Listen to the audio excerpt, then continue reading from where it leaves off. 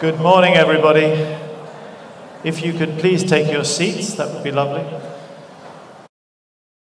Far away.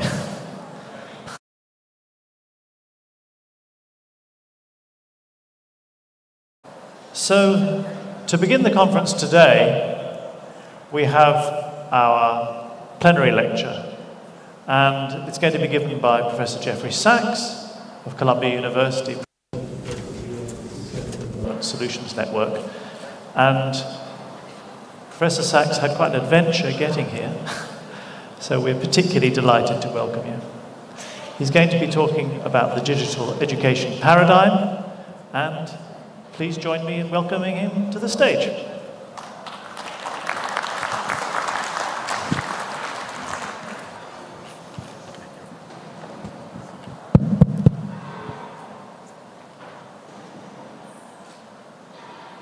Good morning, ladies and gentlemen.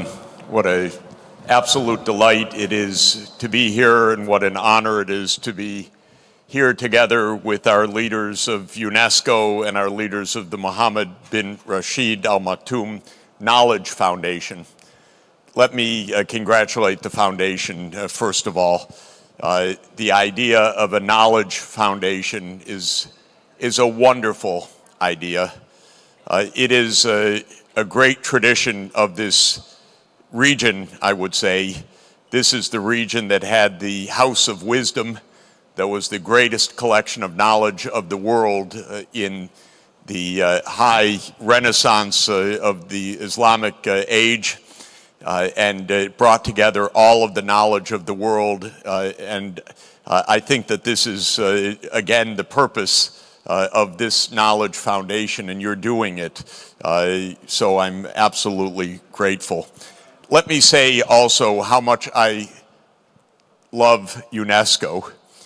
And you know, it would be almost impossible today, I'm afraid, in our world of misguided politics and wars and conflict, to somehow agree that we would have an organization that combines education, science, and culture. It's such a brilliant idea. I don't know whether we could come up with it again, but we have it, and we should treasure it. My country at times has not quite understood the value of it. I think that maybe we will come to really appreciate it. But for the world, the union of education, science, and culture, which is, after all, what we're talking about today, is essential. All three of those pillars of UNESCO are fundamental.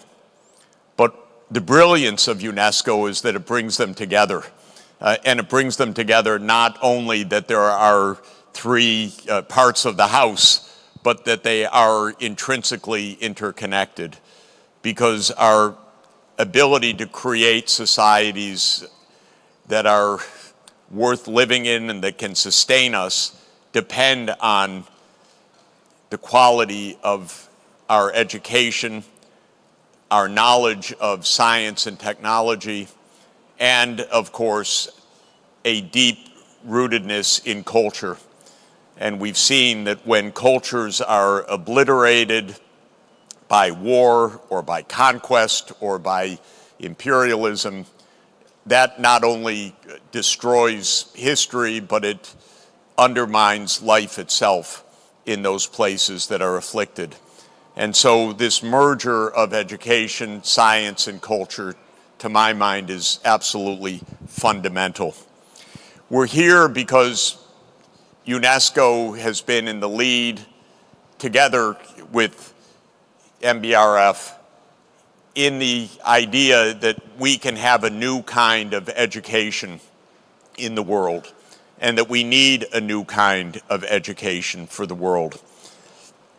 And for me, as I'm a lifelong student who never got a job properly, because I entered school when I was 5, and 65 years later, I've never left school. So I never really went out of school. Somebody decided to hire me so I could stay in school lifelong.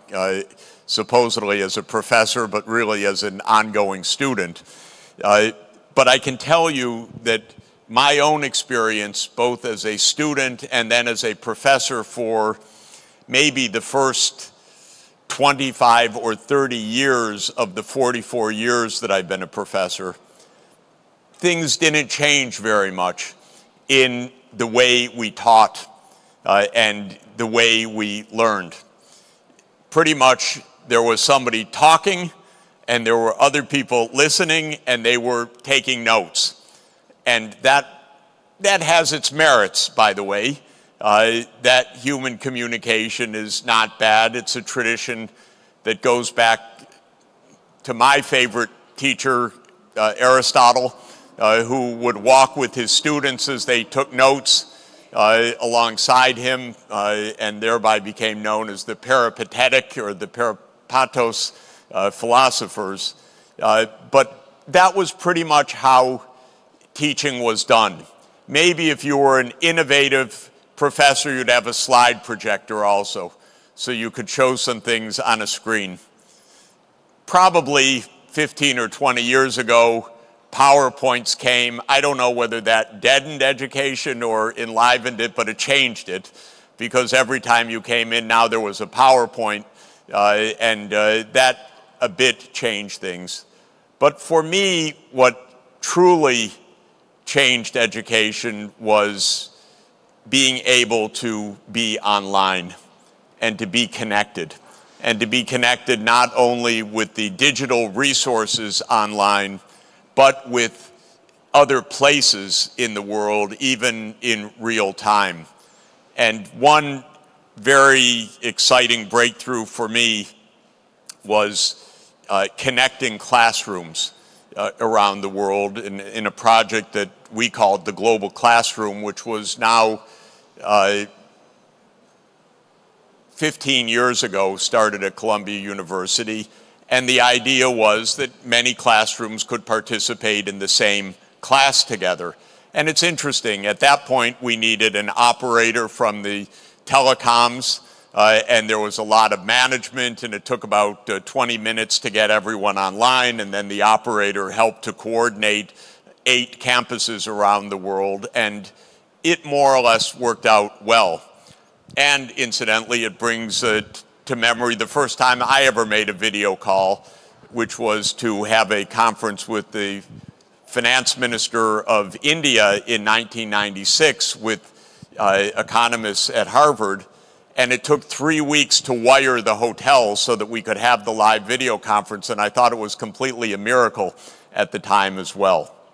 Well, from those days, of course, everything is changing before our eyes now, and our ears, and our ways of teaching, and our ways of communicating. And that's really the main point, I think, that we need to emphasize. We can do things and teach and learn and connect in ways that were unimaginable, literally, just not only years ago, but sometimes even weeks or days ago, because what we're seeing every day in terms of new approaches to teaching, to learning, to using open educational resources is stunning. So the Dubai Declaration that will come out of this meeting, which proposes to accelerate or push forward or to spread the benefits of OER, is, in my view, of inestimable importance. And I'd like to just describe that succinctly from my point of view, what we should be aiming for and how we can be doing it. And let me do it in the simplest way, the who, what, where, why, how way to understand what we're up against. Let me start with the who in education. There are hundreds of millions of kids today not in school. This is, to my mind, the most shocking waste of resources in the world, other than the wars that we see raging around us, which have to take first place in the utter mindlessness of some of our leaders. But the fact that there are hundreds of millions of kids who are living in countries that are too poor, or in households that are too poor, or in places that are supposedly too remote, or in conflict zones that are too conflicted to be in school, should be our absolute first priority. Every child, to be able to have a full life, needs to be able to have an education. That is a birthright. It is a human right. It is part of the Universal Declaration of Human Rights. It is SDG 4, that every child should at least be able to complete quality and free, publicly provided education, at least through upper secondary completion. And so the first thing I would like to say is we should use open education resources and creative approaches to make sure that every child can get an education. And if we are a bit creative about it, it's a matter of getting a tablet into a child's hand at a minimum, and to organize ourselves so that that child can have access to data. And by the way, the limits of access to quality internet or broadband now is not physical infrastructure, it's simply the ability to pay for data. But for a child to have an online device and access to data, and for us as adults committed to this, UNESCO, MBRF, a world community of educators, to ensure that a child with a device and access to data can at least access an online educational program. This is the very minimum that we should accomplish, and it's something that could be accomplished if we cared to do it. If we were organized to do it, it could be accomplished in a matter of months or a year or two, not in 5 or 10 or 20 years. So to my mind, the first order of business is OER for universal access to education. Of course, it would be even better and not a stretch that every child can go safely to a school, can have a caring teacher or teachers, and can also be online with the school, in the school, at home, and really learning in a quality environment. This is within our reach. It's not even very expensive. Because I am a billionaire voyeur, I would say, in other words, I like to keep track of our billionaires, the 10 richest people in the world this morning have a combined net worth of $2 trillion. This could be a little side project for them. They'd never even notice. It would change the life of hundreds of millions of kids. Another part of the who that I would like to emphasize is access to higher education. I've taught in 2 US universities, Columbia University and Harvard University. They're very expensive. They are not organized for universal education. But what about a free online quality university for all those who are not fortunate enough to live on a 4-year campus physically? We can absolutely make a free, universally accessible higher education, and with specialties, with technical training or medical school or education and sustainable development. We are now in a situation where the marginal cost of higher education, at least online, is near zero. And so the idea that there can be universal access to higher education. We know we're all doing it in one way or another, in online MOOCs or in training programs. But this is something that we could absolutely think about organizing for universal achievement. I'd really like to do it. So anyone interested in brainstorming on that, we're all in. The UN Sustainable Development Solutions Network, which has 2,000 university members around the world, will contribute for sure. We can contribute scholars, teachers, interested students, SDSN youth groups around the world to make this work. But I would love for the UN or MBRF or our partnership or other institutions to say, yes, at least let's have one place that any qualified graduate of high school can go to get a higher education, no cost, only their aptitude, their potential, their determination, that will be the limiting factor for their education. We know also, by the way, that this can be provided in national languages or local languages all over the world. I recently gave a talk. It was in English. It's the only kind I can give. But within a few hours, somebody had sent me back videos of myself speaking perfect Mandarin, perfect Russian, perfect French, all of the UN language, perfect Arabic, giving that lecture, all the intonation, all of the beauty, because the AI, of course, did it all. And so the access to language facilitation is also now complete if we use these tools properly. And that means also preservation of local languages, and we know from voluminous evidence that young children should learn in their home language, and then learn the regional and the global languages along the way as they get a little bit older. So this is the who part. It is SDG 4. Let's absolutely do it.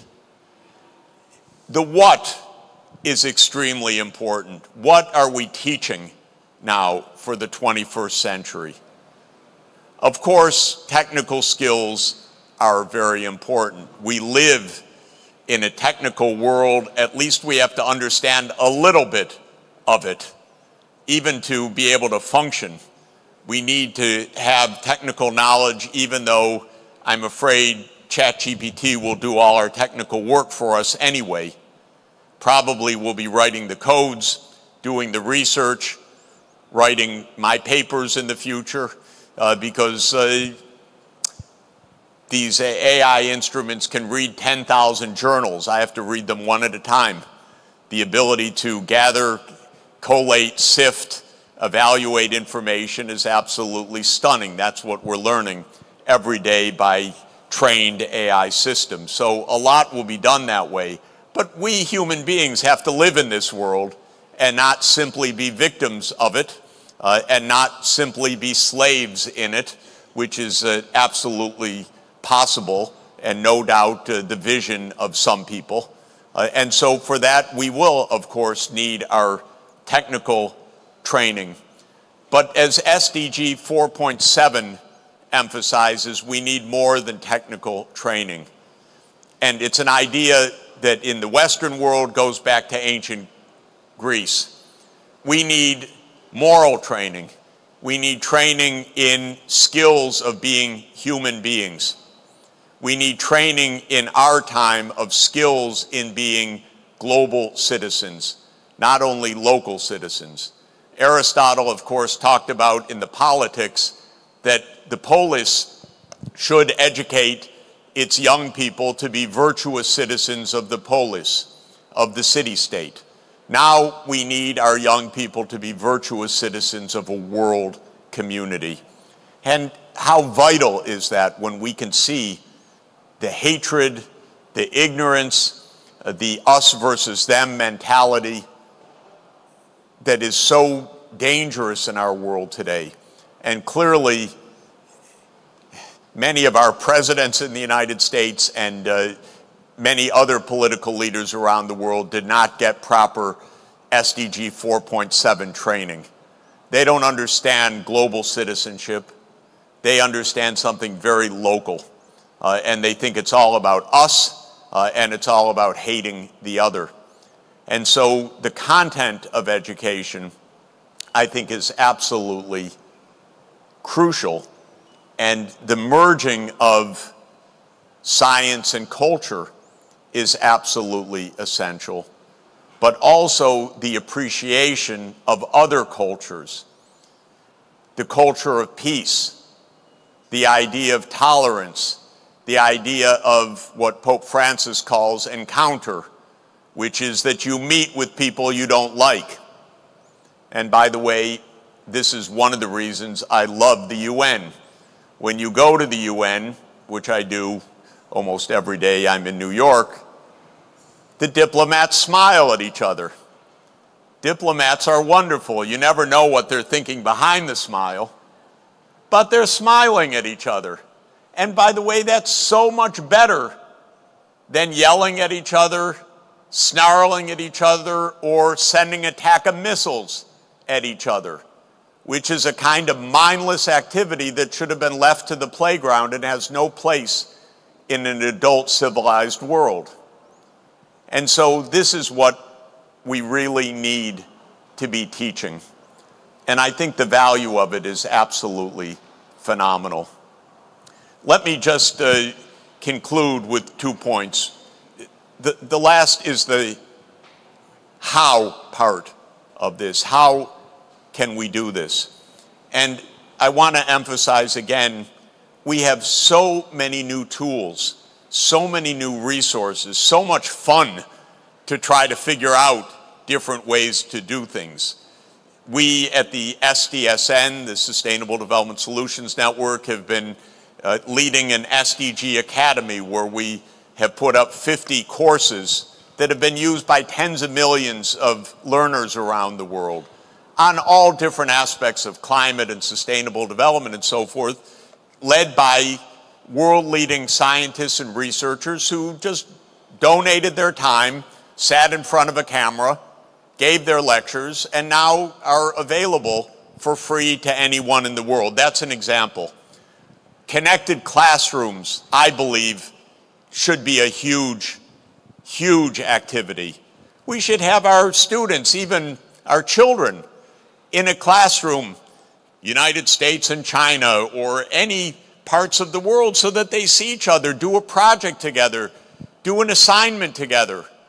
That will resonate with them their whole life. Yes, I did a really great assignment when I was in 5th grade, and there was a child in Brazil, and a child in Dubai, and a child in Mumbai, and a child in Beijing. I'll never forget that experience. That's what actually will stick with our young people, so we need that.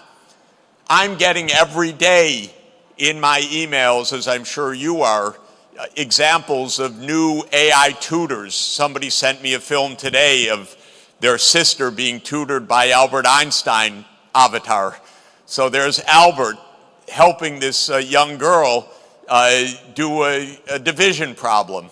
And she's a young, it's an actual sister of the creator of this, and she's very excited because Albert Einstein's helping her do the division problem. So this kind of AI tutoring offers all sorts of creative possibilities that we haven't thought about. Let me mention briefly one other how issue, and that is the financing issue. I'm an economist. I have been painfully aware throughout my whole life, because I'm a professional life as a development economist, that certain basic things are out of reach of a lot of very poor people. And in low-income countries, I can show you on a spreadsheet why a low-income country, even if it wants to, cannot afford to provide universal quality education to its young people. It's a matter of dollars and cents, by the way. It's not a matter of willpower. It just costs a little too much. In the United States, the average spending on a high school student is probably around $15,000 per year right now. And in a low-income country, it might be $150 because that's all the budget can manage. And it's not enough to have a school with a running water and a toilet and certainly online facilities and materials for education and a qualified teacher. It's just not enough. And so we have a massive financing challenge. I spent a lot of my career trying to beg my country and some others to be generous.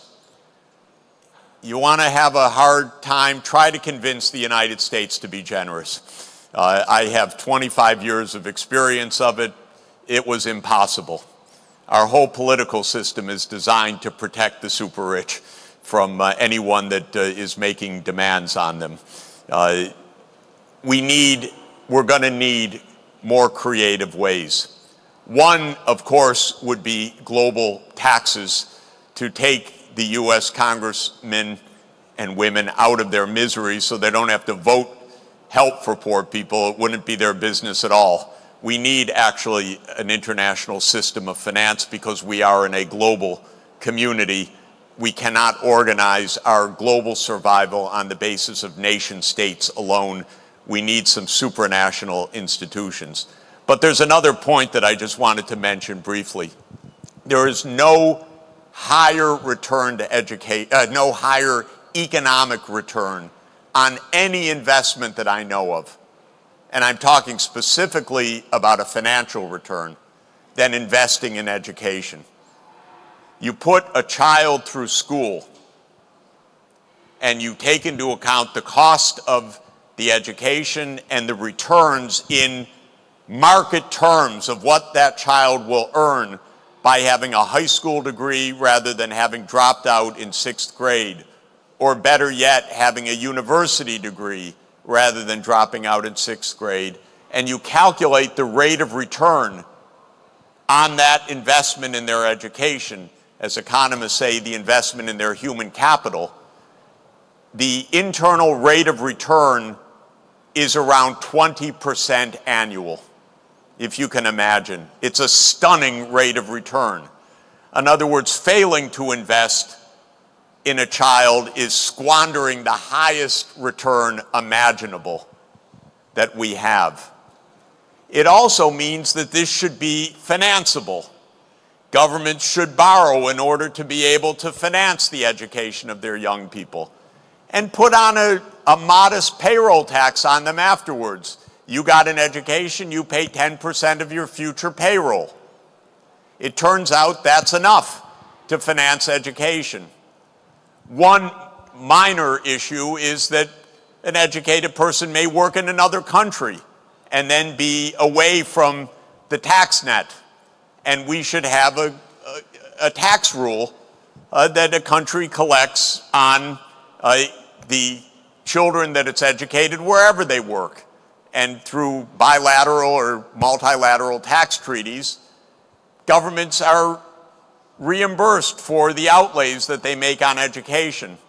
Then even poor countries could finance all of the education needs of their children because they won't be poor in 30 years, or at least the children won't be poor wherever they happen to be working, and could easily repay the financing that was made for the education.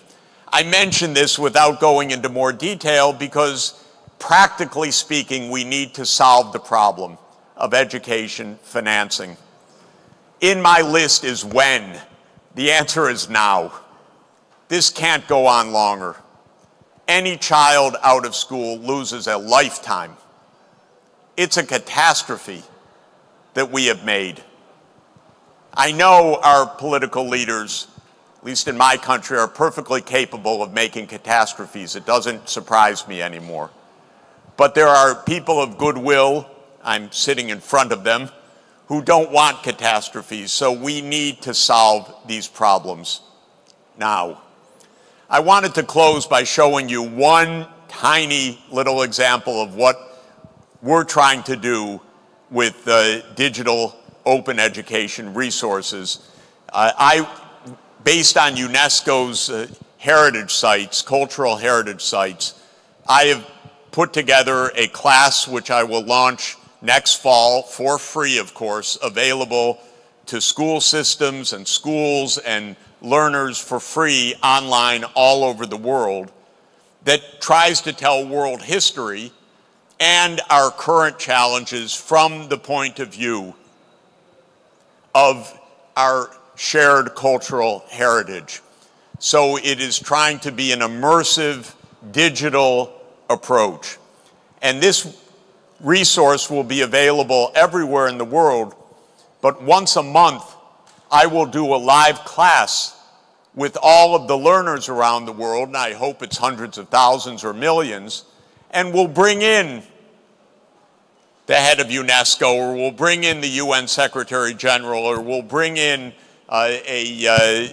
Jamal, or we'll bring in a leader of high tech to meet with the young people live in a real classroom so that they can have this shared experience and remember it and be inspired by it and take it with them on their life journey. So I wanted to play just the short clip to introduce this class if I could, and I believe it will come up on the screen in a moment. We're going on a journey across place and time through the 7 ages of globalization. Why are we taking this journey together? Because we are in search of solutions for a world that is in challenge. From the savannas of Africa to the fertile delta of the Nile, from the rainforests of the Amazon to the Great Wall of China. Each age offers us wisdom and clues for our own survival and well-being. Informed by the past and learning the lessons of history, we can find the solutions to building the future we want. Our vision is a world at peace with economic prosperity and with social justice. A world in which we are the stewards of the earth so that we pass along our planet healthy and intact to future generations. The Ages of Globalization, a guide for global citizens. Thank you very much.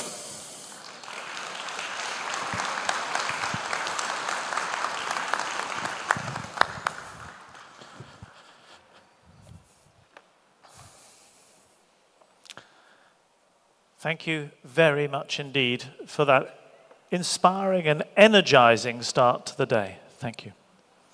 So now we come to our first panel of the day, which is on leveraging open solutions, and it will be moderated by Paul Hector from UNESCO Kingston. And it features 4 participants: Carol Roach, who's Undersecretary of the Cabinet Office of the Bahamas and Chair of the Internet Governance Forum; Leroy Hill from the University of West Indies, and he's the Director of the Center for Excellence in Teaching and Learning; and Michelle Woods from the World Intellectual Property Organization, where she's the Director of the Copyright Law Division. And by video, we'll be joined by Kiran Maharaj, who is President of the Media Institute of the Caribbean. This session is in part a preparation for the breakout sessions to come. So, Paul, stage is yours.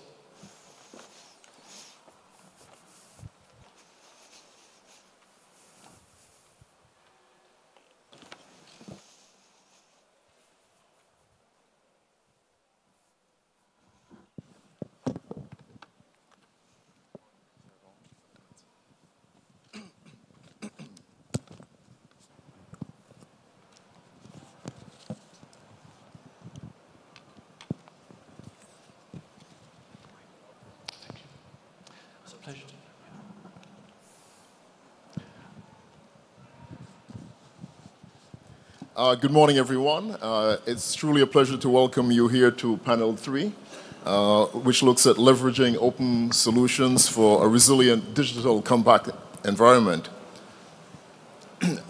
As I'm sure you're aware, this is a very important part of our exploration of how open solutions can shape a more inclusive, sustainable, and human-centered digital future. As you know, the Global Digital Compact envisions an open, free, and secure digital world rooted in human rights and aligned with the Sustainable Development Goals. Open educational resources and open solutions, of course, at the forefront of this global vision. OERs and open solutions, of course, play a very important role as key enablers for helping to close digital divides, fostering knowledge-sharing ecosystems, and ensuring equitable access to technology and information. And we just heard a few moments ago about how key this is to global well-being. So, of course, we will be exploring a number of critical questions, looking at, for example, the challenges and opportunities, of course, that open solutions and OERs bring together with respect to the goals of the Global Digital Compact. We'll also be looking into the policy environments that we can create to support innovation. And of course, collaboration is really, really essential. So of course, we'll be looking at the role that multi-stakeholderism can play. And as you've heard, this will help to set the stage for the upcoming discussions. Each of my panelists will look at a specific area.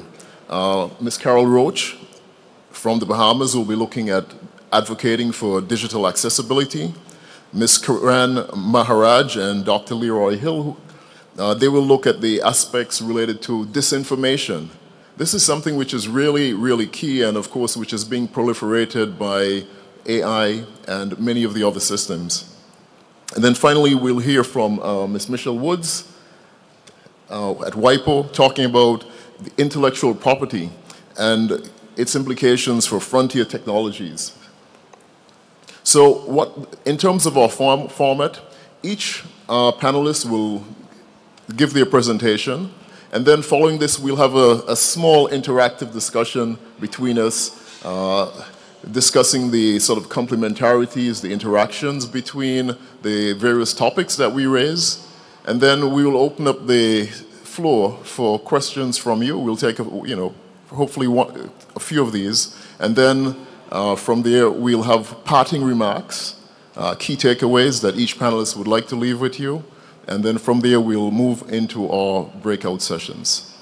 So I have great pleasure at this point in calling on our first presenter, Ms. Carol Roach. Carol, the floor is yours. Thank you. I think Professor Sachs wrote my talk for me, so you might hear some things repeated.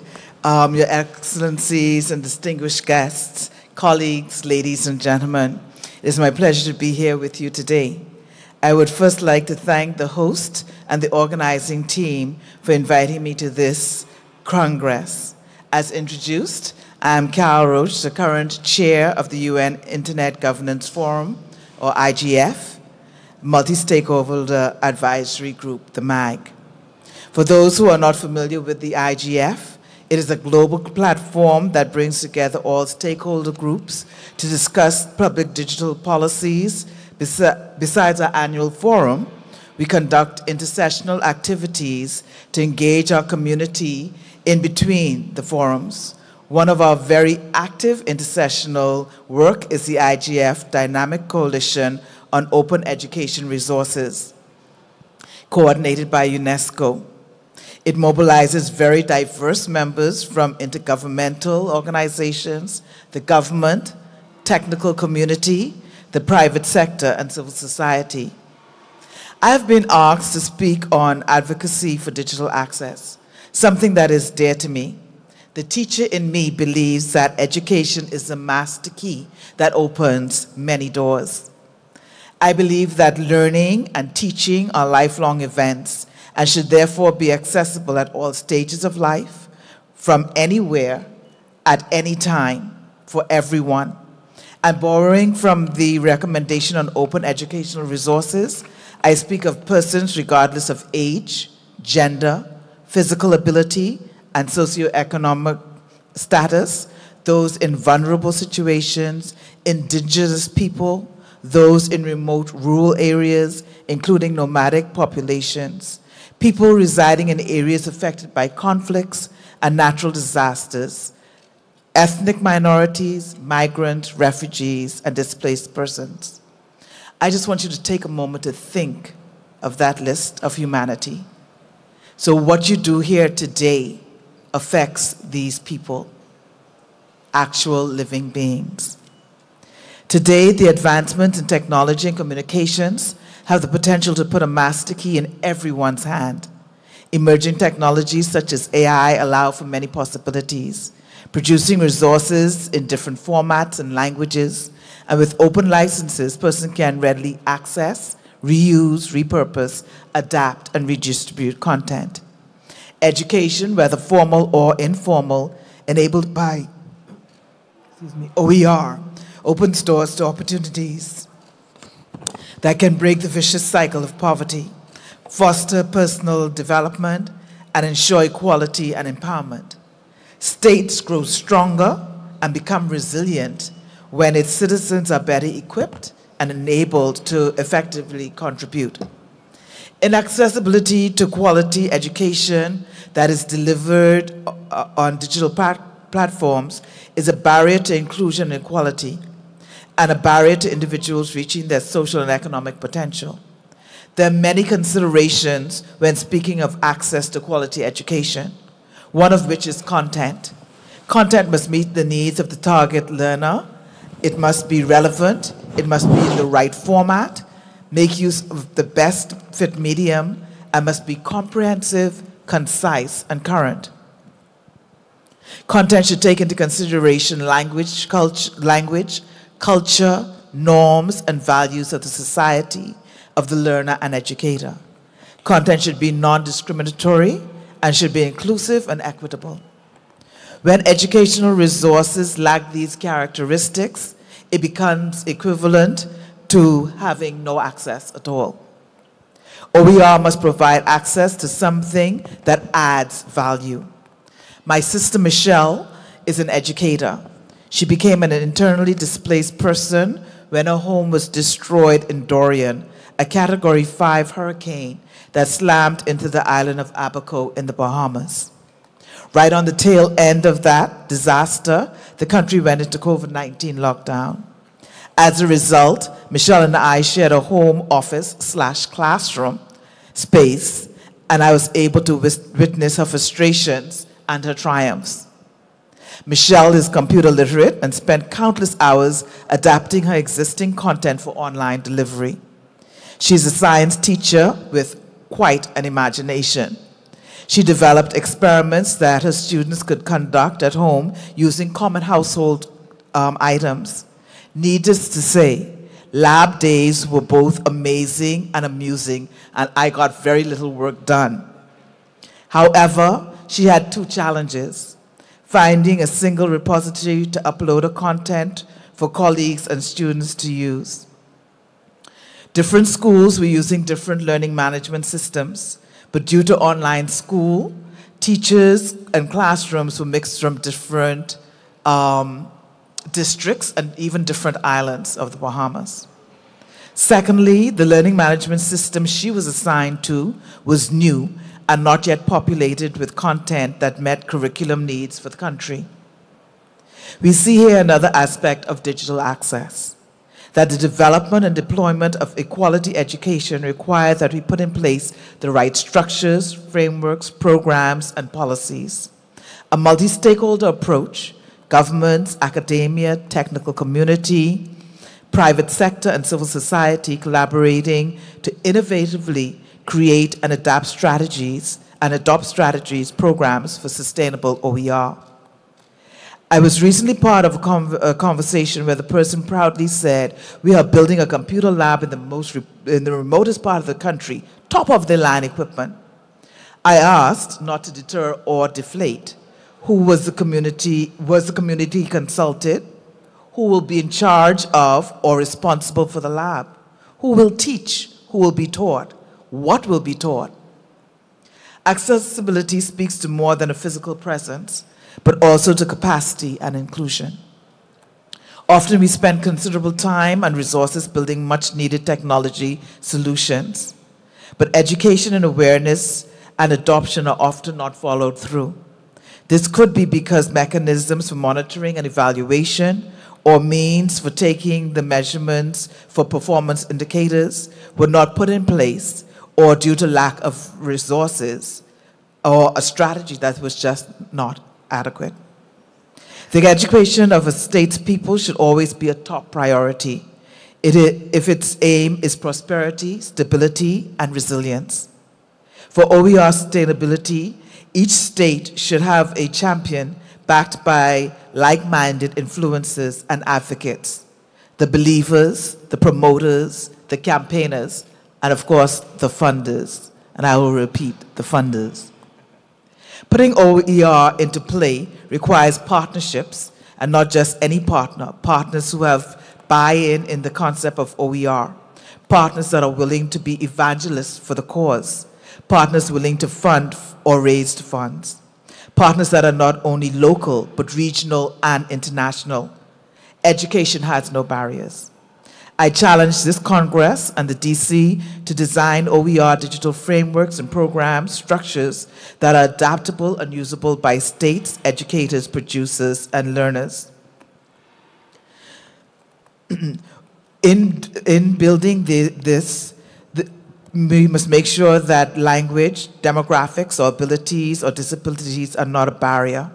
We should, by design, not be discriminatory or exclusive. I hope you take my challenge on.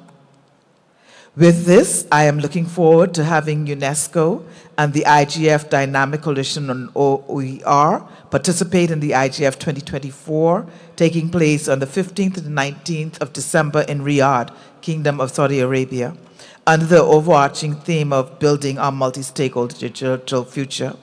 I look forward to the outputs from the DC on OER session, building barrier-free emerging tech through open solutions. See you all there, and thank you.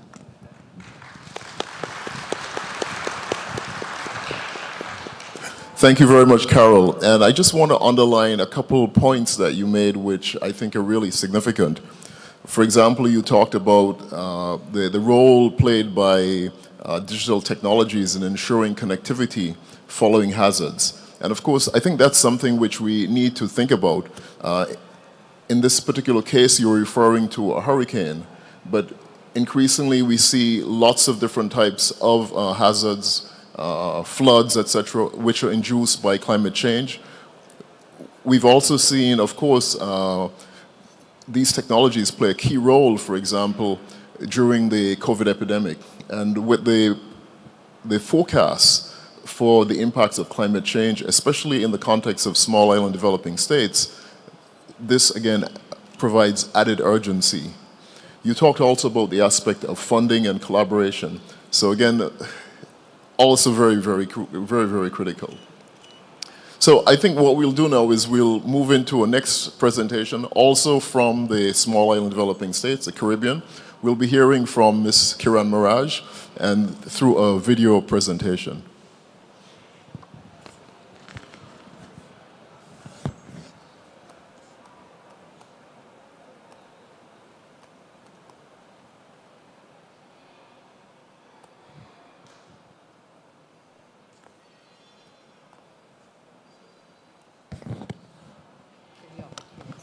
I know that we only have about 3 to 4 minutes. I'm going to try to do this as quickly as I can.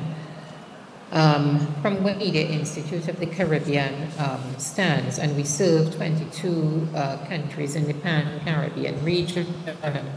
We have come to realize that this discussion has to include media and information literacy and must be part of the process. We have moved from Chicken Little being just a story to being all over the world, and the story can change very often because of the new forms of technology. So we are at a crossroads. And we have to consider these four things in conjunction with each other. In other words, if we have the discussion about artificial intelligence, we need to bear in mind how that feeds into the mis- and disinformation landscape. We need to understand the role of that in media and information literacy programming, and we need to incorporate the marginal voices and consider them as well. There are three approaches that we think should be adopted. They have to be looked at as mitigation, because we need to stop what is happening right now and decrease the level of diffusion. And we also need to have preventative measures, because we have to save the next generation. And then we also need to consider reduction in order to reduce what is currently going on in the space with regards to the misuse of AI in particular.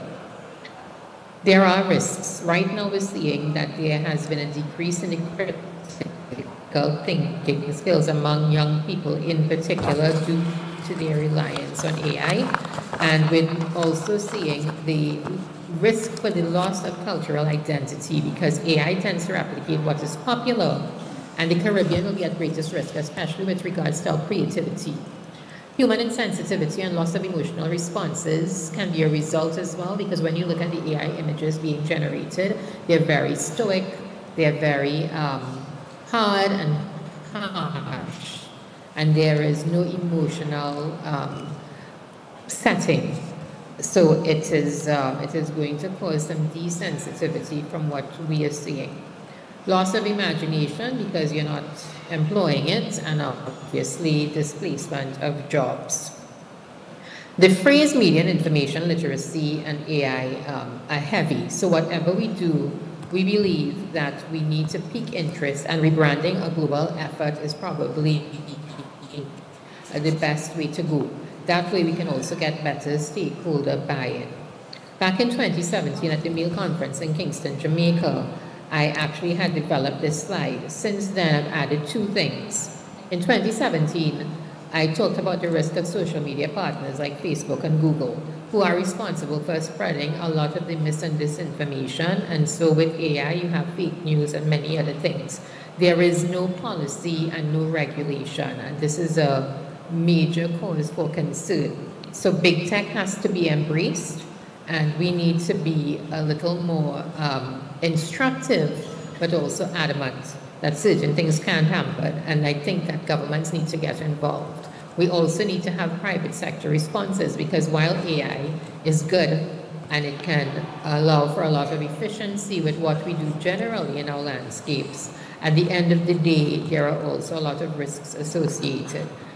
So I hope that this will give you some context. My belief as I close is that the same way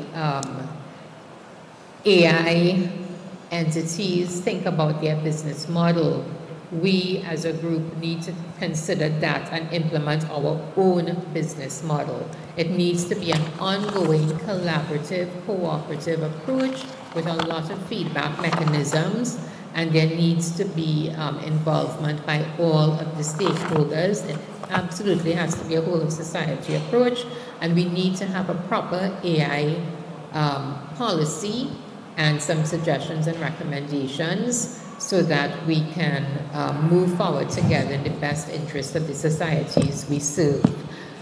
Very important to make AI part of the media and information literacy initiatives. Thank you all very much.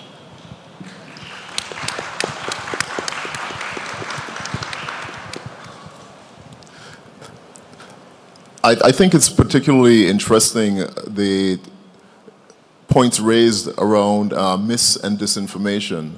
Again, of course, we're thinking about OERs, creating quality content to inform, to educate. However, as we know, there's also a lot of spurious content online. So there's also a need for critical thinking in terms of how do we sift to make sure that the material which is being incorporated into course content has been fact-checked, is quality assured. And of course, when we have content being created at a very, very rapid pace, this exacerbates some of the challenges of incorporating information which is not correct. And of course, if we're building a house on, you know, a foundation which is weak, you know, thinking about human capital, this is something which can have deleterious effects over the long term.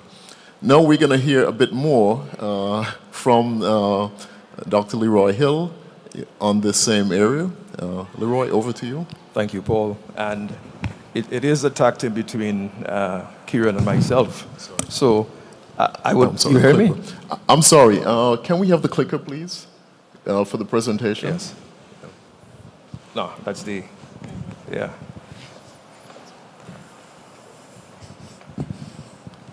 Here comes the clicker. It's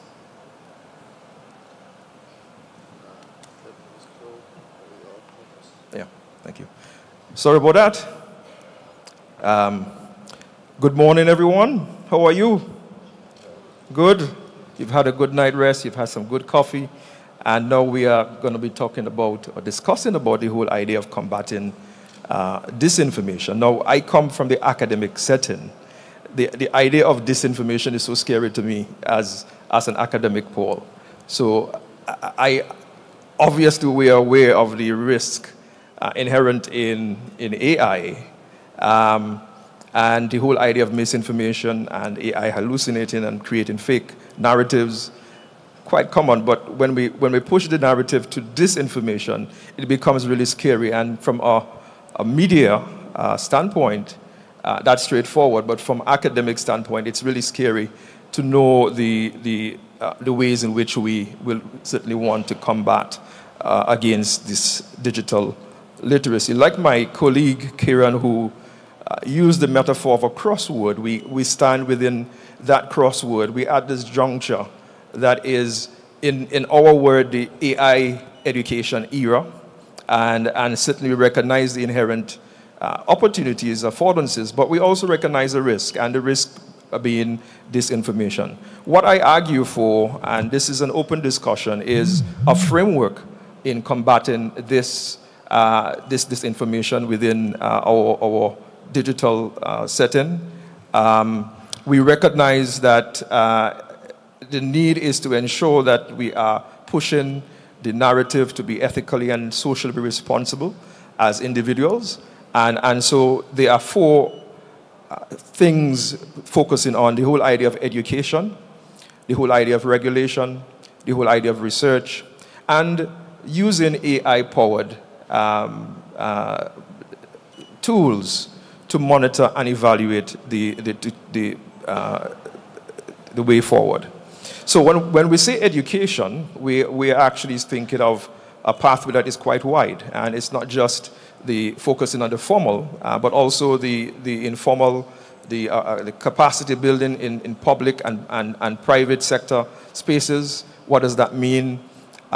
We owe it to ensure that we are ensuring that the message of awareness of the inherent risk, the awareness of and the challenges of being able to be critical in deciphering what is truth and what is error from that. So promoting AI and media literacy among the public is essential for fostering informed decisions, decision making, which in turn will ensure for the socially and ethically responsible use of AI.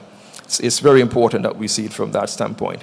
But also factoring it from a formal setting, that the AI literacy in terms of being an integrative approach, that it's an approach that is not siloed, that it's an approach that is combined using obviously collaborative approach and ensuring that we are all on the same page. I also think when it comes to education, it's also pushing the AI-driven instructional design framework. We do know that course designers, course the developers will be using AI, and as we know, the output, some of the output will be obviously incorrect. So coming together and having a set of standards for instructional designers as to adopting AI-driven or generated content, because if AI-generated content is to be used to help us achieve our sustainable development goal, then we ought to ensure that it's quality assured and from that standpoint. You know, I would also say here education becomes important because there are a number of tools that I would mention, Paul, that's been used from the media mainstream that can be used to decipher what is fake and what is not. So it's all of those things that we think that should be part of the education literacy aspect. In terms of research, I do think that to better understand AI and its societal impact, we should support and encourage interdisciplinary, cross-continental, cross-institutional research, which means that funded projects built on robust methodological approaches is an important way of understanding the wider societal impact. And that is an important way of combating because we want to use data-driven approaches in making decisions in going forward. I would also want to mention here, when we say regulation, I clearly, this is one of the things that keep recurring, the whole idea of safeguarding human rights, as basic as it is safeguarding human rights. And we want to ensure that we advance regulation and ensure responsible AI use and development that does not hinder or affect our basic human rights of safety, when we think of fairness, when we think of transparency, privacy, and accountability. All those are aspects of our human rights which we want to ensure that AI would not infringe on those. And when we speak of AI-powered monitoring and evaluation, we are speaking about adopting tools that would monitor and evaluate disinformation. And as I mentioned before, there are many tools out there that are used to decipher, even from media mainstream, that can be used to debunk false narratives. And so it is important that there is support for collaboration amongst researchers, developers, to ensure that persons understand all these things. So I do know that we were pressured by time, so I will pause here. I know we can continue the discussion, but out of those four, in terms of education, regulation, research, and AI-powered monitoring, these are the four things I'm thinking would begin to think about in combating AI-powered disinformation. Thank you. Thank you very much, and again for continuing that thread that is being woven across these various areas. Now we're going to zoom in and hear a bit about intellectual property, and of course, as you know, this has a really key role in, for example, quality assurance. Also in terms of providing incentives for innovation. There's that quality assurance aspect, and of course, each creator has the right to be recognized for their contribution. So we'll turn over to Michelle Woods, who will tell us a bit more about this. Over to you. Great, thank you very much, and thank you for inviting me to address intellectual property issues related to open educational resources and AI. This, of course, the intellectual property related to AI is referenced in the Global Digital Compact and could be a conference in itself, or the topic of a conference in itself. So, although I note that, for example, the number of AI patents has increased over 800% since 2017, I will focus on some copyright questions. And there are many questions, some of which we've already heard referenced by the previous speakers on this panel, as well as others yesterday. So, questions about the use of open licensed or public domain works by third parties for potential commercial uses without explicit permission are not new, although the scale and potential consequences may be a different order of magnitude with AI. I remember when I was working in my national government before going to WIPO, I received calls from government employees wondering how to assert copyright protection to prevent people from selling government tax forms or maps or other resources available for free. As the government in that case does not include works created by government employees as copyrighted works, I couldn't do much, at least in terms of copyright tools, to address the frustration of these employees, public employees, at the commercialization of public domain works, sometimes under false pretenses or certainly without presenting the information that in fact these were quote-unquote free resources or resources developed based on taxpayers' contributions to the national government. So content licensed under open licenses, like Creative Commons, for instance, CC BY, the attribution license, non-commercial license, there are a variety of options, are still licensed within the legal copyright framework. And right holders, or those using exceptions and limitations under the national laws that provide those to and allow those to be used for the development of open educational resources, or, of course, the concept of fair use, which applies in some jurisdictions, but very much not in others. These right holders may have concerns with having their works web scraped or otherwise used to train AI tools, perhaps eventually to be used for commercial purposes. Under copyright, it's absolutely fine if the rights holder's motivation for exploiting their works or choosing not to exploit them is not tied to commercialization, but to protecting consumers or users, such as the students, teachers, and self-taught learners who typically benefit from open educational resources.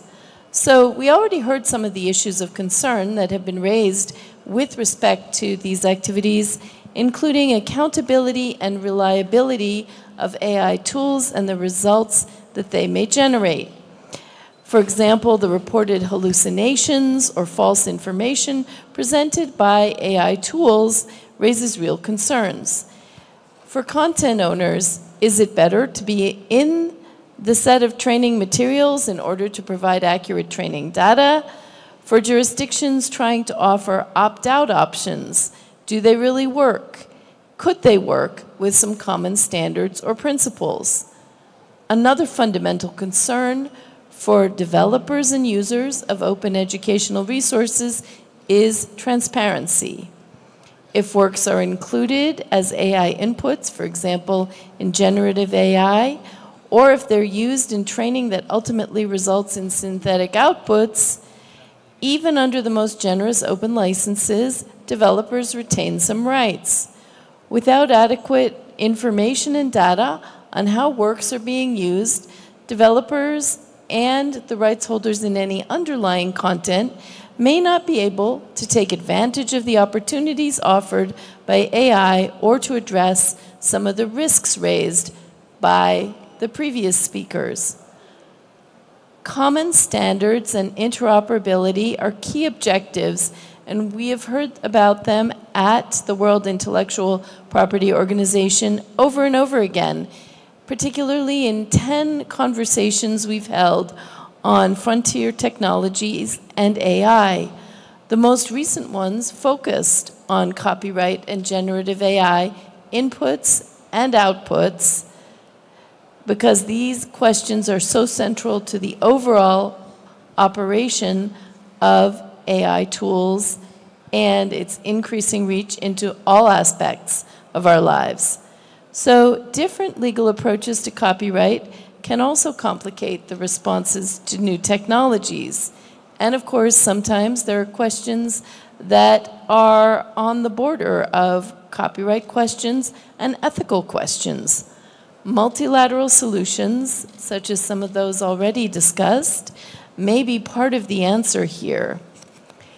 The technology is here, and it's evolving at a rapid rate. Governments and policy institutions may be seeking to regulate and to respond, but that response is always lagging behind the rapid evolution of the technology and the marketplace. Yet there's really no choice but to move ahead and treat artificial intelligence as an amazing opportunity to extend the reach of open educational resources and to address the challenges of localization and multilingualism and others we heard about yesterday, despite the unique challenges facing open educational resources in this context. We can all work together to develop the methods and standards to address reliability, accountability, transparency, and other important factors to make these systems work with each other in order to increase the benefits under the SDGs and, of course, the OER policy developed and adopted by UNESCO. Thank you.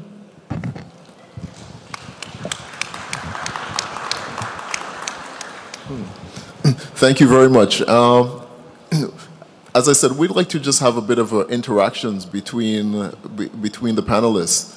So for example, we've heard about the cross-jurisdictional challenges with respect to copyright, different treatments in different parts of the world, different legal systems. And I was just wondering, maybe from Carol's perspective, talking about advocating for digital accessibility, maybe what are some of the implications that you might see? How do you, particularly in the context of small island developing states, how do we raise awareness around these issues so that we can, achieve these goals of ensuring that everyone is able to access the content that they need? I think you raised an important word there is awareness. A lot of times we forget about trying to promote and to make aware the issues, the risks, the benefits. Sometimes we overdo risks, and therefore people get frightened, and you miss out on the benefits. So I think that using the multi-stakeholder approach, because with that approach you are looking at different persons in different environments, and you give them the responsibility to make the persons aware of the risks, the issues, and the opportunities, especially the opportunities. Yeah, I was going to also suggest the whole idea of having a clear strategy, a national strategy, in ensuring that we benefit and to have that balance. You really want it to be a balanced approach that allows individuals to make informed decisions, that they understand that using this tool will provide the opportunities for me to do X, Y, and Z, but also with the risk involved. What does that what does that look like? And what are the critical thinking skills that I need to own in order to really ensure that I'm ethically and socially using this tool to enhance and advance the human cause?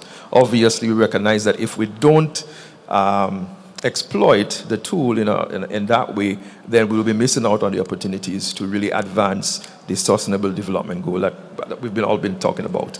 I think it has to be a clear, concerted strategy at the national level to ensure that we are speaking and controlling the narratives about the inherent risk as well as the possibilities that we have.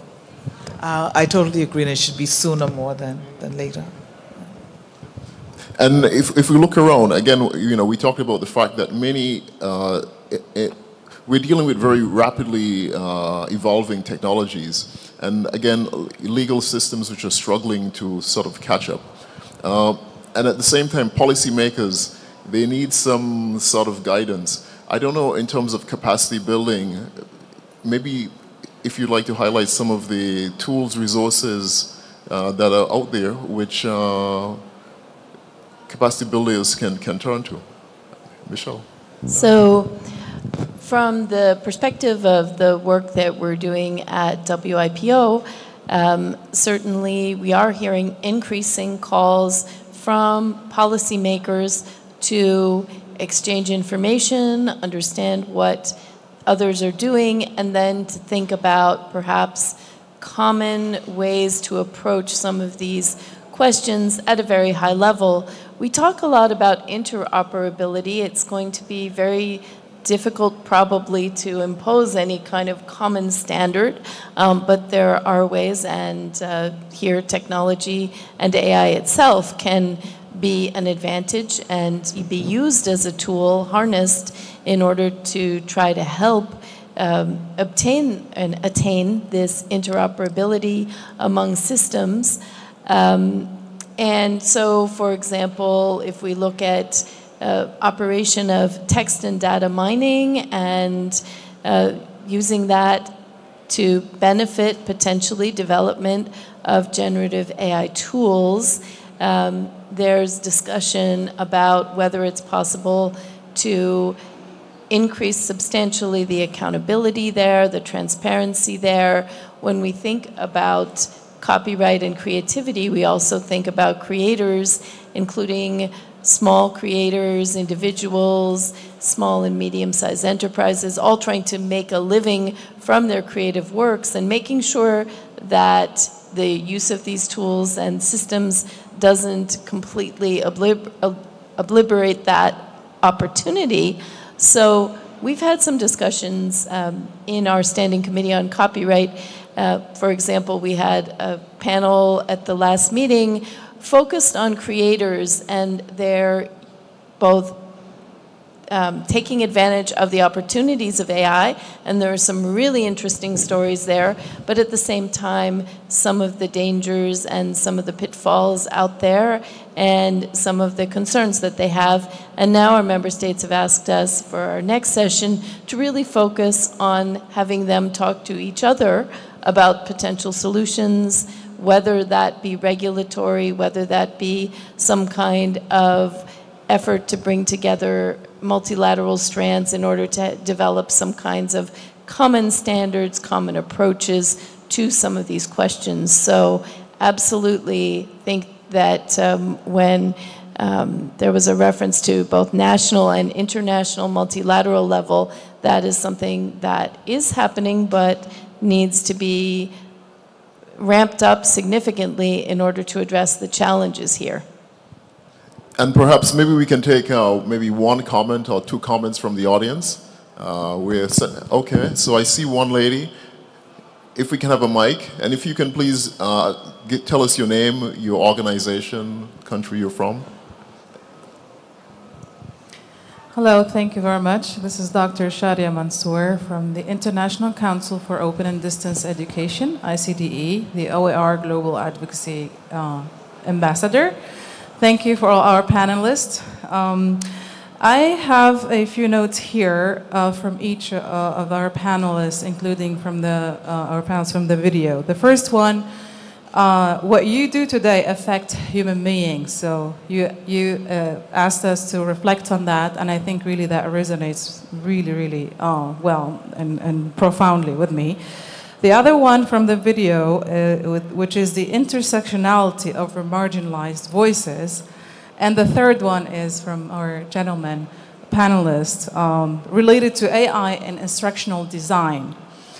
So I think these three together are asking, making me think about the big question of policy making and the alignment of research in relation to instructional design, the intersectionality of marginalized voices. You mentioned the hurricane case, we have war zones, we have remote regions, limited resources and so on, but are the marginalized voices within academia, the ones who could conduct research from the bottom, from educators, the grassroots, for the practice, to the learners, given voices to them, and how they be part of the open solutions that we're discussing today, to the instructional design fundamentals related to AI and what is coming beyond AI as any other tool to assure quality of education how to align all of these. Thank you very much. You want to take that one? If I can. Thank you so much. I think, again, there is need for regulation, and there is a clear need for us to really put our heads together. We do know that there are international agencies that guide standards. I do want to be clear about, even when you are doing instructional design, the call to be socioculturally relevant is such a big thing, and we do know the challenges. If you train the particular AI tool in a particular context, it may not be able to be transferred to another. And so that's where we really call for the need to be critical, the need to be able to modify the content. Again, we are addressing the need here, the affordances, but we also recognize the need to modify it to the context. And so the call, therefore, is to establish standards that would be real guards against the possible negative impact of AI. It is something that obviously that we have to do in concert, and ensuring that the human rights are not being hindered. Again, the idea of having AI-generated content is an excellent opportunity, but we have to be careful that we are the ones in the driver's seat making that decision for ensuring that we are from a socio-cultural standpoint. Well, I think we're a little bit over our time now. So what I'd like to do is just to close with some parting words from each of our speakers in terms of maybe key takeaways, key messages they'd like to leave with our audience as we move into the breakout session. So, Carol? I think from the question or comments we had just now, that the multi-stakeholder approach is key. We just can't depend on government to get things done. I think Karan mentioned more involvement from big tech, from private sector. We all have to learn to sit in the room, get on with each other, and come up with solutions for humanity. I will perhaps try to use very few words because I know we're over time. But really pulling our thoughts together to be critical about a tool that is here. It's not going away. We ought to be critical in its use. We ought to be collaborative in the approach. We ought to ensure that we are doing this for the greater cause of humanity, and just be clear about the object of what we intend to do with artificial intelligence to advance OER. So I think back to some of the themes we've talked about: accountability, reliability, transparency, and I think we want to focus on empowering, in this case, the producers, developers, and very much so the users of open educational resources and content to harness the opportunities of AI by addressing some of these concerns and developing common principles that can be applied to really facilitate the use of AI in this field. So thank you very much to our panelists, and thank you to you, the audience, and let's continue the discussion during the breakout, and of course during the coffees and other sessions. Thank you all.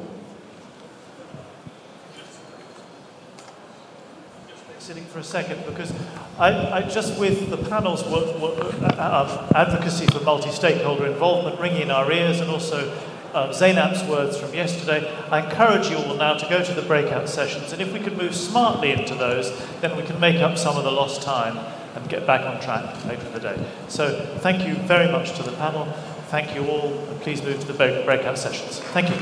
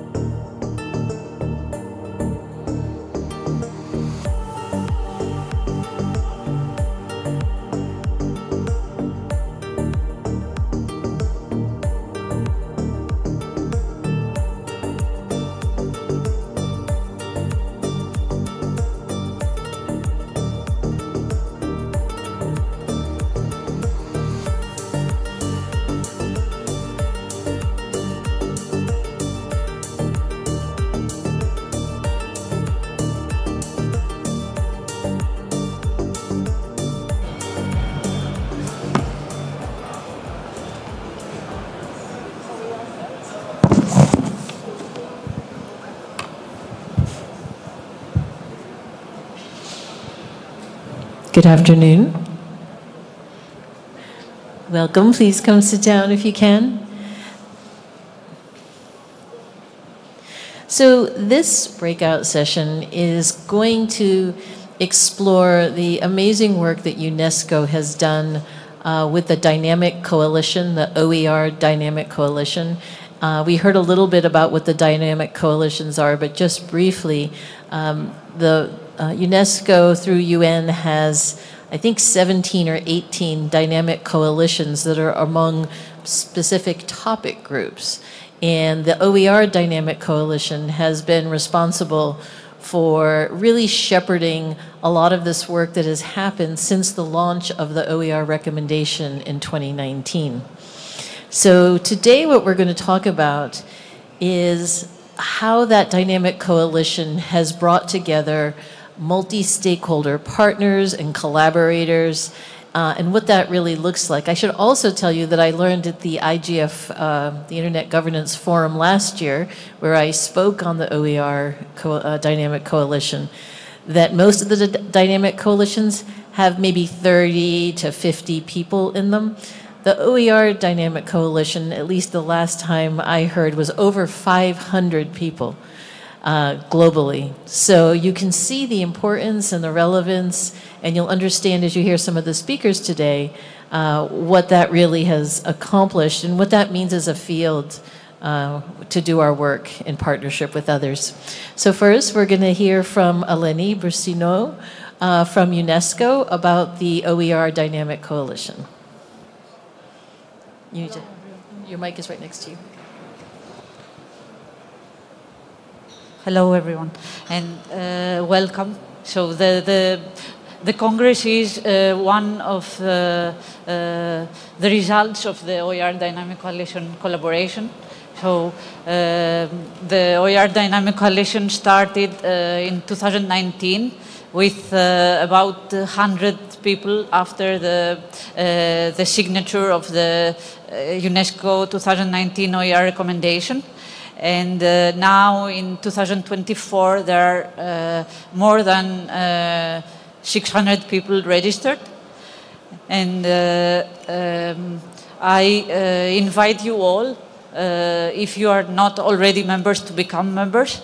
We are a very dynamic group with a lot of events, webinars, trainings, and for everything. I mean, it is open for all OER enthusiasts, and we really want you to have a say.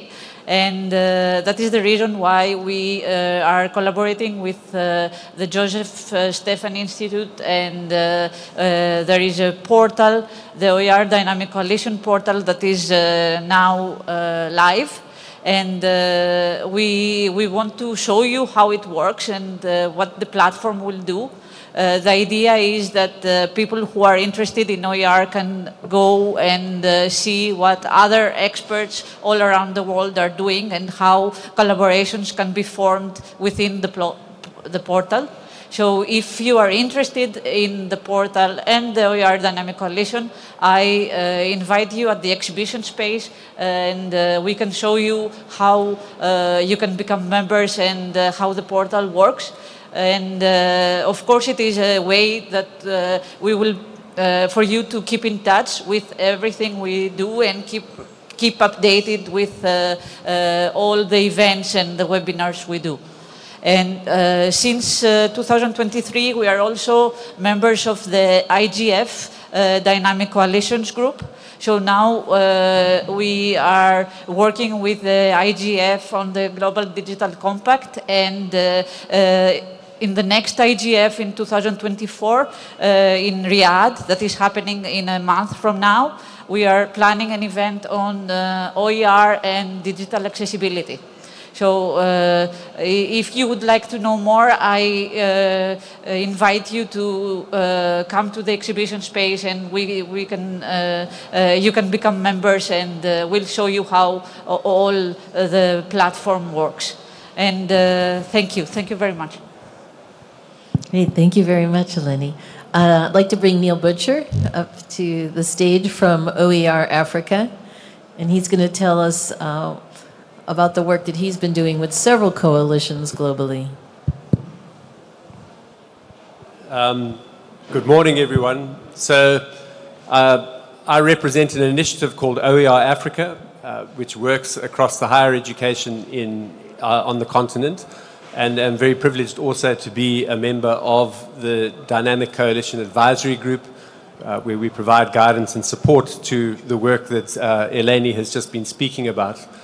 She mentioned the establishment of the OER portal, which for me is a potentially very powerful vehicle for being able to share experiences and knowledge gained through the implementation of OER initiatives. I was also privileged to be chairing a session yesterday where various colleagues of mine shared experiences that they have had with the implementation of OER initiatives across Africa and the Caribbean.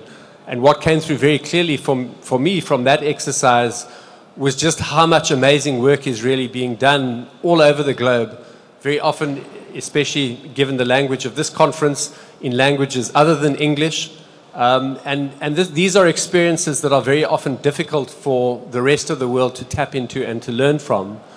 I've also been privileged as an extension of that work to be quite extensively engaged in activities with ministries of education in the Caribbean and have been able to see at firsthand just how powerful the sharing of knowledge and experiences can be. So one of the activities that I'm supporting ministries with there is the development and implementation of education management information systems. And by having established an informal network of information sharing, we've been able to share policies, roadmaps, implementation plans, capacity building and training resources. And I'm actually able to measure very directly through the budgeting and spending processes just how much money we can save in countries by sharing those kinds of resources between countries that have similar contexts and needs. So in the first work of diagnostic assessment and planning that I did, we spent certain amounts of money on completing that work in the first country we did the work. By the time I came to repeating that activity in the fourth country, we had reduced the cost to 25% of the original investment, simply through the power of having shared resources in a form that they could be reused and redeployed by other countries. And for me, that demonstrates very practically how we can streamline spending and make sure that then the money that we are spending is being channeled into the things that really make a difference, the things that I was privileged to hear about in my session yesterday, which is actually developing early readers in multiple languages, investing in content development teams who create content that is contextually applicable, drawing on openly licensed resources. And I think that's the power and potential of the Dynamic Coalition. It provides us a global vehicle for being able to share experiences, to share intellectual property, and to make it accessible for others. Obviously, that depends on us then taking advantage of that and actually using it rather than repeating over and over again investments that have already been made. I hope that as the Dynamic Coalition moves forward and as the portal develops, we'll see much more of that happening over time. Thank you very much. Thank you, Neil. And I think that really exemplifies how important it is to be working globally. I think if we've seen anything in this last day and a half is really the power of numbers and working together and how we don't have to be reinventing the wheel at every turn. And it's sharing what we've learned with each other. I think that's an important part about it. But it's also working together within projects across countries, that's where the real richness comes, and that's where we really see the differences and the impact. Next up, we have Angela DeBarger and her colleague Linda Meyerson from the Hewlett Foundation, which is based in the U.S. Yes, and we have a few slides as well. And while we're getting those ready, just want to say how glad we are to be here and be part of this conversation.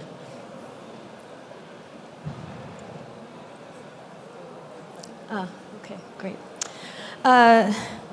So broadly speaking, our work in the education program at the Hewlett Foundation is motivated by the belief that public education builds both individual success and the collective good.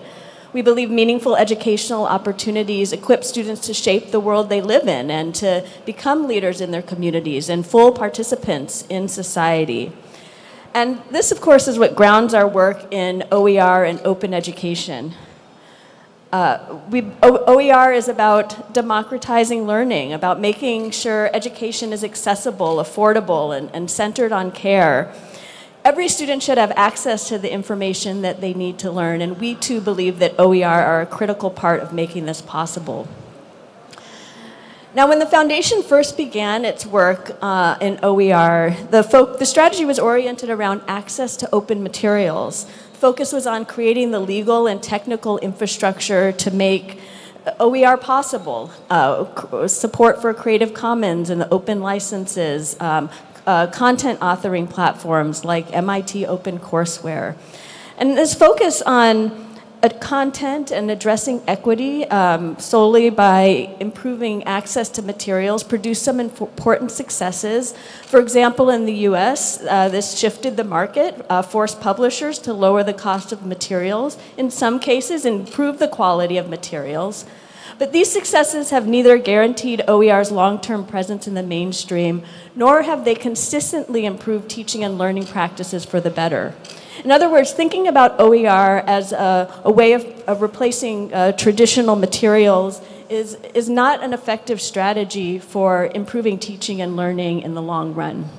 So we now know that in order for OER to transform teaching and learning, they have to be current and connected with students' interests and experiences. And teachers, educators need to understand how to use and adapt them in ways that more deeply connect with their students. So my colleague Linda is now going to share a bit about where our strategy is today. Thank you so much, Angela, and thank you to the panel. So you'll hear a little bit more about the evolution and duration of our work in open education during the panel after the break with my colleagues. But for now, I'll do a little bit more of a dive into where our three main strategy areas lie, considering what we've learned over the last several years, as Angela mentioned. So in the classroom, we're working to create more high-quality open content that not only addresses ambitious learning goals, but that is also culturally responsive and reflects students' interests and identities, as the panel has mentioned, is very important. And for this work to be effective, we of course need to support the preparation of educators in developing their skills to use and adapt OER effectively. Schools and school systems must also be set up to support educators to meaningfully engage students using OER. And at Hewlett, we're prioritizing creating more equitable systems of teaching and learning by building capacity for the development and use of OER. We also see great potential in the use of OER to help school leaders learn about what it means to create equitable and inclusive learning experiences. And finally, we support an international ecosystem of scholars and practitioners who play a part in transforming education using open resources and open practices. We think it's vital for a diversity of perspectives to inform the open education field, and we seek to promote and connect research and activities that help inform how open education can advance justice and equity in different parts of the world. Thank you very much. Oh, I'm sorry. Oh, no, no worries. But we do also have a few questions that we just wanted to share with the Dynamic Coalition and others as they carry on with this important work. And those are up on the screen. They're things that the foundation is thinking about, and we know that you are thinking about as well. And but thank you, and we look forward to continuing the conversation. Thank you, Lisa. Thank you very much. And thank you for, yes, please. And thank you for those set of questions also. It might be nice to, maybe we can take a look at those. Well, we probably can't get them back out at the end, but we might want to address some of those. I also just want to say, you know, my colleagues from the Hewlett Foundation are very humble as they talk about their work and the evolution of that work. But I also want to just make sure you know that in 2002, I believe, the Hewlett Foundation were there with UNESCO as they were coining the term open educational resources. So they have been involved in this work for 2 decades, helping shape and go with the changes that are and shift with the changes that have happened over the last 2 decades. But this is really a phenomenal organization that has stuck with OER. Often we don't see the philanthropic funding. People don't make, often the foundations don't have long-term investment in these kinds of ideas, but the Hewlett Foundation certainly has, and it's been quite remarkable, and your contributions have been great. So I'd like to acknowledge that. Next, we have Igor Lesko, who is from OE Global, and is going to talk a bit about that, but I also want to say that Igor and his team there at OE Global have helped facilitate a network of open organizations that's really kind of built in strength, started during the pandemic when we all couldn't come to UNESCO in Paris for the launching of the OER recommendation back in 2020. We were all set to board a plane as the pandemic was breaking out. But what has happened with this network of open orgs has really been a way to harness the energy among the orgs who are doing work in this space. Igor. Thank you very much, Lisa, and good morning to everyone. My name is Igor Lesko. I'm a co-executive director at Open Education Global, and I'm here today to talk to you a little bit about some of the activities that we do that also support the implementation of the UNESCO OER recommendation and also the strategic objectives of the OER Dynamic Coalition. But before I get there, I just want to take a moment to also build a little bit on what Lisa said, to acknowledge the important role of the Hewlett Foundation. I think even yesterday morning, the Assistant Director General for Communication and Information was emphasizing the critical or the instrumental role of the Hewlett Foundation in UNESCO's OER policy processes since 2002 and to date. And it's the same for Open Education Global. Hewlett has been supporting our activities and the activities of many other organizations in the audience here today as well, specifically in our case since 2008. So I just want to take a moment here to say thank you on behalf of Open Education Global to the representatives of the Hewlett Foundation, Angela and Linda, and also Dr. Ken McGuire, the director from the foundation, for your continued support. And lastly, last but not least, I also want to just take a moment to acknowledge the organizers of the event, the MBRM Foundation, Knowledge Foundation. Thank you, and UNESCO for organizing this event, and specifically Ms. Zeynep Varoglu for inviting us to this space. So as an organization, Open Education Global, we are an international non-profit organization. We were established in 2008 with a primary mission and goal to support, advance openness in education and open educational resources worldwide. Now, of course, we don't do this work alone. We do this together with 400 plus institutional and individual members who are located in 60 plus countries worldwide. Our worldwide activities in open education are structured around 3 main focus areas: field building, knowledge exchange, and value co-creation. The value co-creation piece is really about collaboration, and here I would like to emphasize that collaboration is key for organizations such as Open Education Global. It's really part of our DNA as an organization. So now within these 3 main areas of expertise that we focus on, we build a global community of support and practice, primarily through the events that we organize, through the networks that we help support or coordinate, as well as the platform that we support. For example, just to give you a few ideas, we run on an annual basis Open Education Week, which is a global celebration of the open educational resources and open education movement. There are practitioners from different countries who are sharing information about their projects, about their initiatives they have implemented in different countries, and it is really an opportunity to learn from many participants. Since 2012, when we actually started Open Education Week, we have hosted over 2,000 events in 38 different languages, and these have collectively attracted nearly 100,000 participants from over 190 countries. So please keep that on your radar. The next Open Education Week is going to happen in March next year. We also organize Open Education Global Conference, which is another important avenue to bring people together to engage in collaborations, knowledge exchange, and we really focus on multi-stakeholder engagement there as well, connections between administrators, students, policymakers, and practitioners. On an annual basis, we also run Open Education Awards for Excellence. Here, if you really want to find out about the important work that different people around the world are doing and important initiatives, please check it out, Open Education Awards for Excellence. We aim to recognize exemplary projects and leaders in open education worldwide. Furthermore, I know that I'm, I think, a little bit pressed with time, so I'm just going to focus on a few things. So while our scope of work is global, we also do recognize that there are important regional differences in terms of the kinds of challenges or opportunities that people face in different regions, and also like how open education is structured accordingly. And therefore, this requires some differentiated and nuanced approaches to arranging open education initiatives. So for this specific reason, we have got different networks that we support on a regionally, but also thematically. And just to give you an idea, we have, for example, Open Education LATAM initiative, which focuses on supporting communities of practice across several countries in Latin America.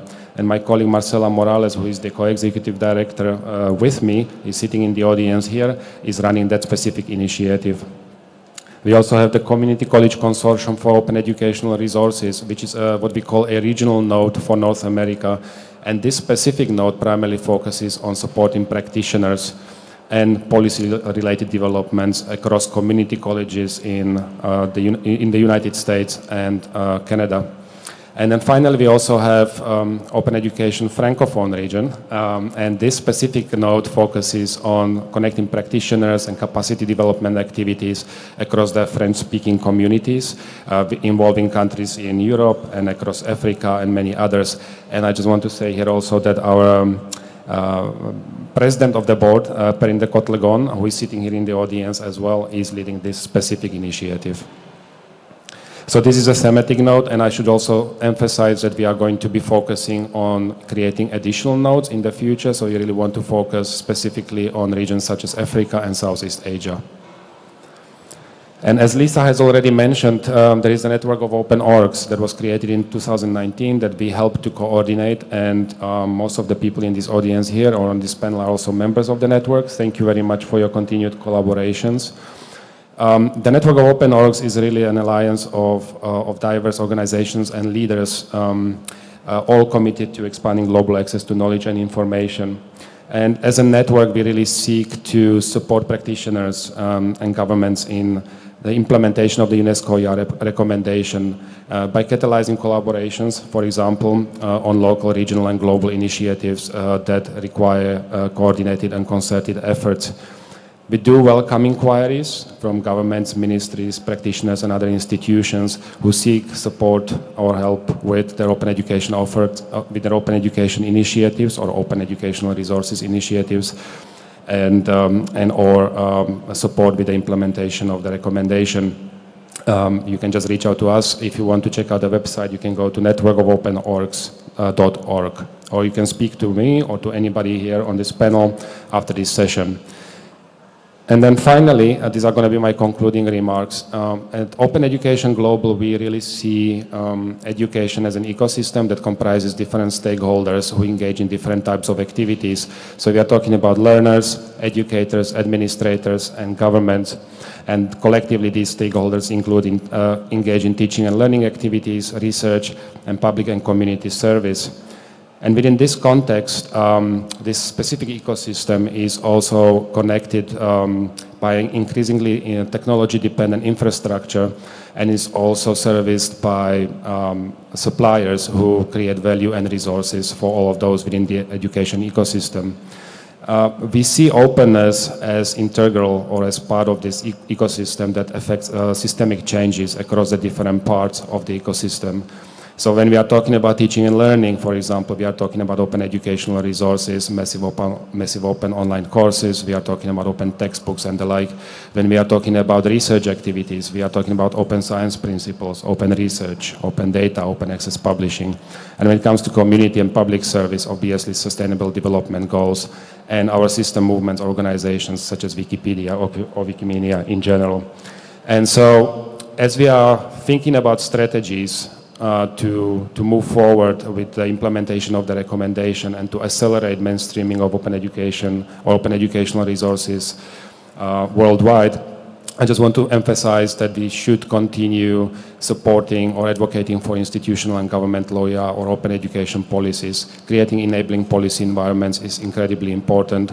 And I think the earlier speaker on the panel this morning, I wrote the name down, but unfortunately I can't find it right now, was also emphasizing the importance of OER champions. And I think this is also incredibly important. So let's focus on that. What can we do, to cultivate the next generation of leaders in this space, but to also identify and support champions within institutions and within governments. So this is not just about OER champions within institutions or communities, but actually also policy entrepreneurs. So people who can really make a difference within the governmental departments. Thank you, Igor. Very much appreciated.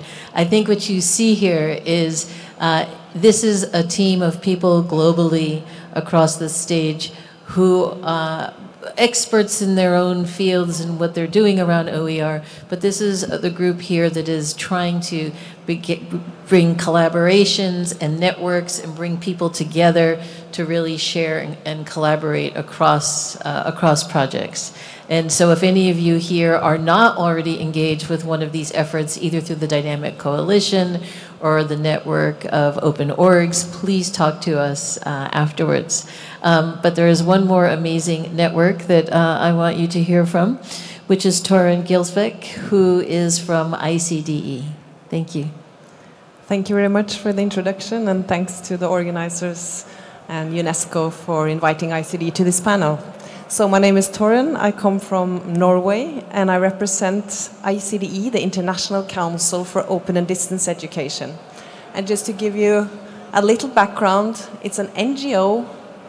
It's the oldest and only global membership organization in the field of distance open online education. So it started in 1938 in Canada as the International Council for Correspondence Education. So this was long before the internet and all the technologies used in various provisions of flexible education. It's a not-for-profit organization, so the reason why the Secretariat is in Norway is we get some funding from the Norwegian Ministry of Education, but we're also relying on income from members, projects, services, and other initiatives. So we work with UNESCO since the late 60s as a consultative partner, together with our members and partners in over 70 countries in all world regions.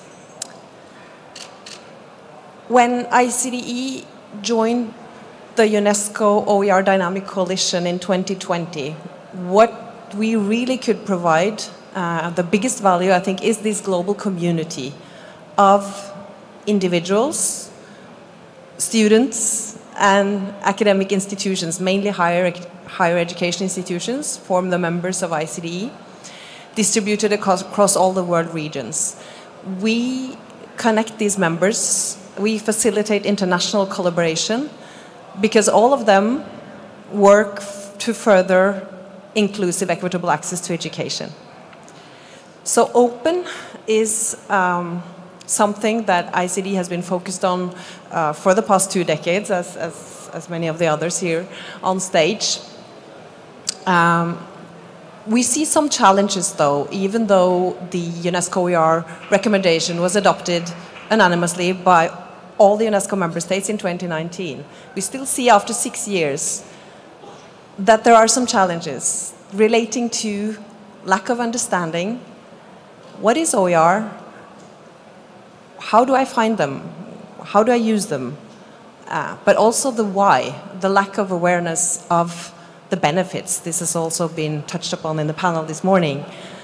The lack of awareness of why we should care and why we should work to further the access to education through OERs. So to link the value proposition of OER to the Sustainable Development Agenda to achieve the goals that we're all working for, it's something that ICDE works with our members since the pandemic too, the advocacy.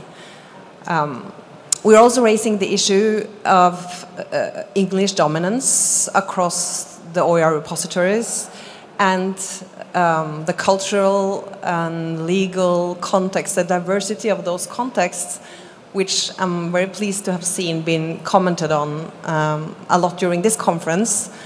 Something that we just recently started to address. If you think of the more than 20 years we have been working with open education in ICD, it's only the last 4 years we have managed to work in another country than English. English is our official language, and we're a not-for-profit NGO with very few resources, so we're not able to work in all the different languages. But thanks to key partners and members in France, Université Numérique, who is very well placed in France with the support from the French Ministry of Education, with key education stakeholder partners across the Francophone world, we have managed to mobilize stakeholders in French-speaking Africa without having any members there. So the pins you see on the map there are suddenly countries that ICD never had been present. And thanks to the collaborative projects supported by UNESCO and with our Francophone partners and moreover Francophone Africa partners, we've been able to develop these projects. Now we've moved into Portuguese-speaking countries in Brazil and Africa, but it all started in New Zealand. And how come it started in New Zealand? Well, that was because one of our other partners in New Zealand, the OERU, hosted by the Otago Polytechnic in New Zealand, had developed a course. So this was an online micro course about copyright in the digital world. Copyright open licenses and in a digital world. And this course was, through this partnership, translated first to French, and thereafter to Portuguese.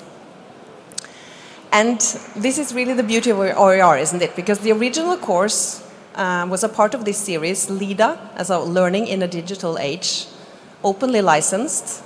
It was first translated and adapted to French, but then we realized it was quite long and extensive, this course. So in order to increase the awareness of decision makers, institutional leaders, but also policy makers, we needed a shorter course. So we developed a short course for educators, educational leaders, but then there was a need also to inform civil servants, policymakers. So then a short course was adapted for this target group.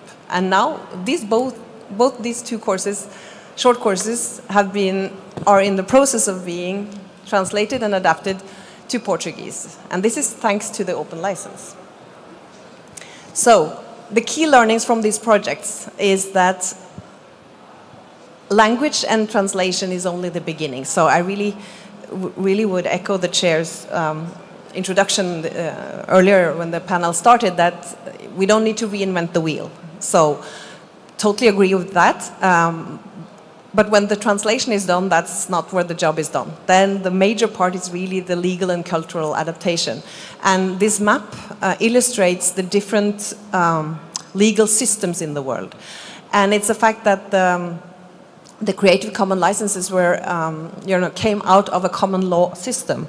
And so we have been facing some challenges and realized that some adaptation and contextualization were needed in the civil law countries. So the local ownership is really key, and the way ICD works is to mobilize stakeholders, members and partners in the different linguistic and cultural groups, and that's how we quality assure the courses, test them and adapt them for further improvement. So all these courses are openly available, and we hope that this project can spread to new linguistic cultural contexts. And I'm not going to go into all the other OER activities that ICD support, but on the website, icd.org, you may access them through the menu projects and activities, and you will find the links to these different working groups. We also have a specific advocacy committee for OER, and we are a member of the network of open orgs, and we really appreciate the Open Education Global's leadership in this alliance. So thank you very much. I just wanted to highlight, welcome everyone to New Zealand next year for the next World Conference of ICD. And please come and talk to me if you want to learn more about ICD and membership. Thank you very much. Thank you so much, Torin. Let's give a round of applause. We started a little late, but we still have about 10 minutes for, and I want to say more than just questions and answers. We'd like to invite you in a conversation and a discussion. If you're already a member of some of these organizations or participate in these kinds of collaborative activities, that's great.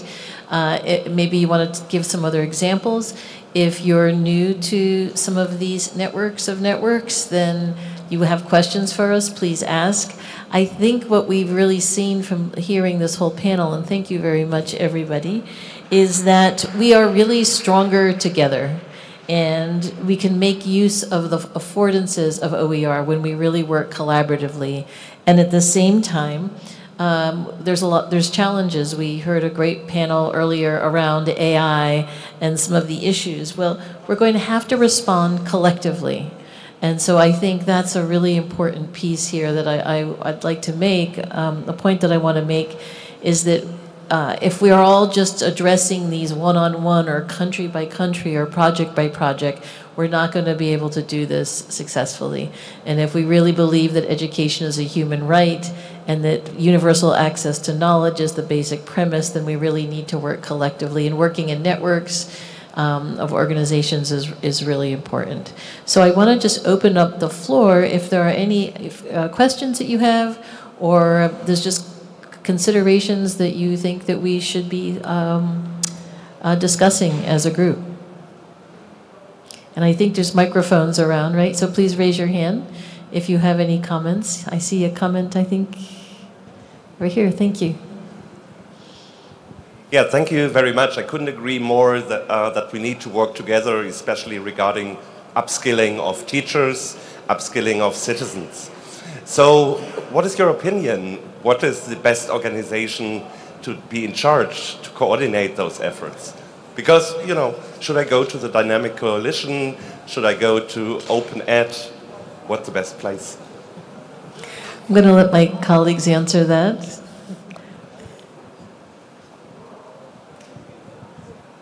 Somebody want to answer? Everybody's shy. I'm going to answer that very directly. There is no one best place. We are all working across different countries and with different networks and different communities. What I think it's important to do is be in a collaborative environment with folks other than your own direct local community, but to bring your local expertise to the greater good. I think that's the beauty of OER, that it is very distributed, that we are you know, a million flowers blooming across the world. We don't want to lose that. There's not one finite place, right? It has to be all of us working together in some kind of networks. Does anybody want to add to that? I'll just quickly add that there are some nuances in how the different networks collaborate and their areas of focus. Some are maybe more focused on policy, others on research, others on designing and creating content. And so I think having those multiple entry points is quite valuable, and then figuring out which place is going to be most generative for you to learn. We have a few more questions. Oh, great. Right here, and then across the room. Thank you. Hello. Thank you very much for this insightful session. I would like to know more about the cultural adaptation, especially for open AI and open educational tools and all that. There might be, I wouldn't say issues, but when it comes to cultural adaptation, everything's out there. So how, in your opinion, how can we focus on that? Great. Who'd like to answer? Yes, Torrin. Yeah, it's a great question. ICD took this discussion in the latest event in Geneva this year about ethical leadership with AI. And we summoned leaders from over 35 countries among our membership to discuss this issue. And I think the major dichotomy between, you know, harnessing innovation and regulating AI was the major discussion. And when it comes to the concerns, it was really the existing biases. So knowing that majority languages are, and English by far, is represented, the machines learn on big data. How do we address this? It has to be addressed by humans, and and the existing inequalities or unfairness cannot be replicated. So it's really the time to address with AI and OER, it's great potential too. But it cannot be done with really taking into account the existing inequalities and non-representation of indigenous languages, underrepresented. Thank you. Neil, did you want to also respond? Just to add very briefly from my side, I think we're being sold a myth about AI and its potential to transform and to create equity, and I don't think that that myth is going to be realized. It's the 6th time in my career that I've been sold a myth about technology. So I think the answer to your question is that we have to invest in developing capacity of people in countries who have the skills and competence to be able to create high quality teaching and learning materials, and who know and understand how to search for content online. When our colleague was asking where you go to look for content to upskill teachers, for example, we need the knowledge about where that content is based in countries, and those skills being owned by people who understand the cultural context for which they are developing materials, who can develop materials in the languages of instruction. And then we need to make sure that money is being invested in sustaining the capacity of those people in the education system, because there's again a myth that content creation is going to get cheap and easy because some American companies have invested billions of dollars in artificial intelligence. That's not my experience of how things work. So I think the only solution is to keep investing heavily in creating culturally relevant content and contextually grounded materials, developing in local languages, but also understanding how to accelerate that process through judicious harnessing of existing openly licensed materials. And I think we can pretend that it's going to be different, but I'm happy to come back in 10 years' time and we can see that it won't have been. So the onus really is on us to make sure that we're investing and spending on achieving the goal that you described. Thank you, Neil. Other questions? I see one right up front here. We maybe have time for 2 more questions. Yes. Go ahead, the woman in front. Yes. All right, thank you. Well, since you asked for comments, conversations, I think the models that you provided with all these successful models would be of a great benefit to many regions in the world for those who didn't know about them. And I'm thinking about toolkits, and you mentioned there are different focuses on policy, on this, on that aspects. It would be great to have all these successful models to share for others to, create their own networks to cater to the needs, like you mentioned right now, and capacity building with their own communities. And the other comment is related to the languages, and the French project adopted, I think, is a great other successful models that could be adapted and taken into consideration. And I call here the Arab world leaders, champions, colleagues, to collaborate on working on something similar with the ICDE and that particular course or other things, and translating into Arabic. And I'm suggesting to you a summit that brings all the great work of all of you here and your organizations with their different perspectives and focuses in one place to share. Thank you. Thank you very much. I think we have time for maybe one more question, if we have a short question and succinct answers. Yes. Thanks. So TJ Bliss, and I'm representing I guess it's an international organization that's US and Canada, so a very regional OER organization called Driving Sustainability for Student Success, or OER Sustainability for Student Success, called Doers. And I'm just curious, as a general model, how should organizations that are maybe national-based efforts around OER or very regional efforts connect in with these broader global efforts in the most effective ways? And what would you see as an ideal way to participate and make those connections? Somebody want to take that? Igor, do you? That's a very good question, TJ, and I would actually be interested in hearing your answer. I think that this is something that we need to continually zoom in on, and how we can actually consolidate the work of the different networks, whether they are operating on a national basis or regionally or globally.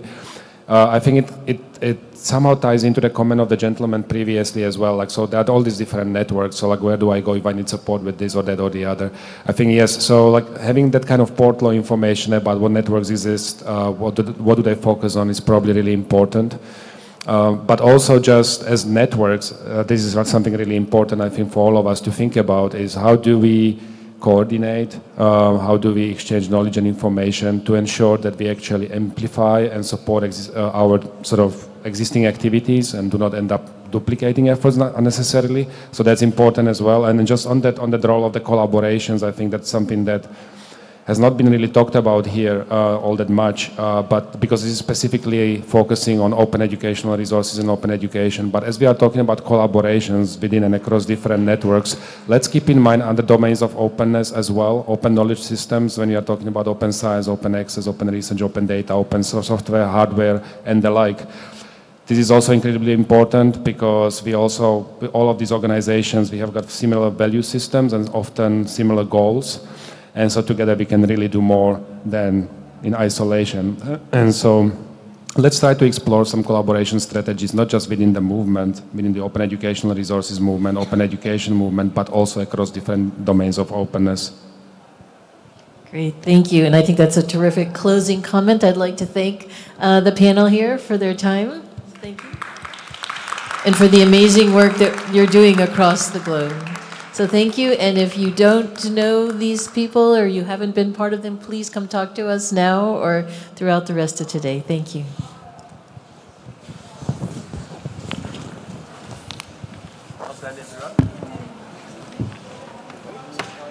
Hey? How are you? Do we have to do the picture? You guys in the middle. Just while chat. Where's the lady?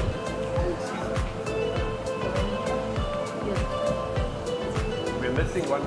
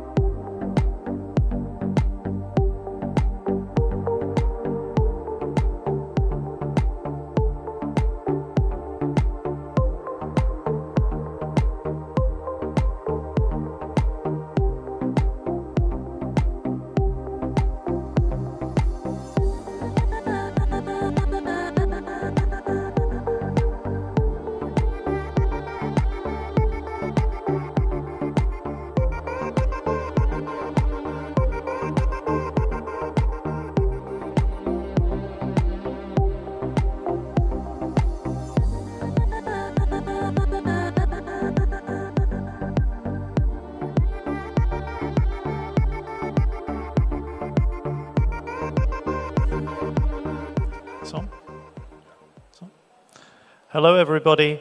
I just wanted to let you know that the next plenary panel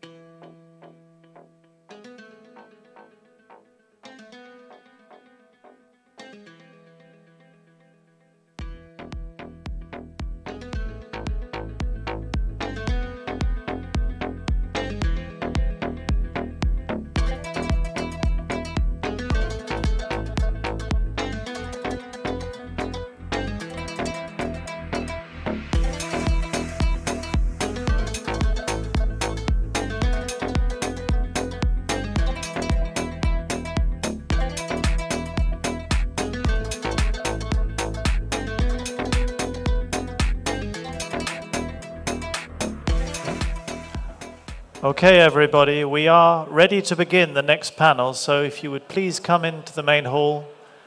Thank you.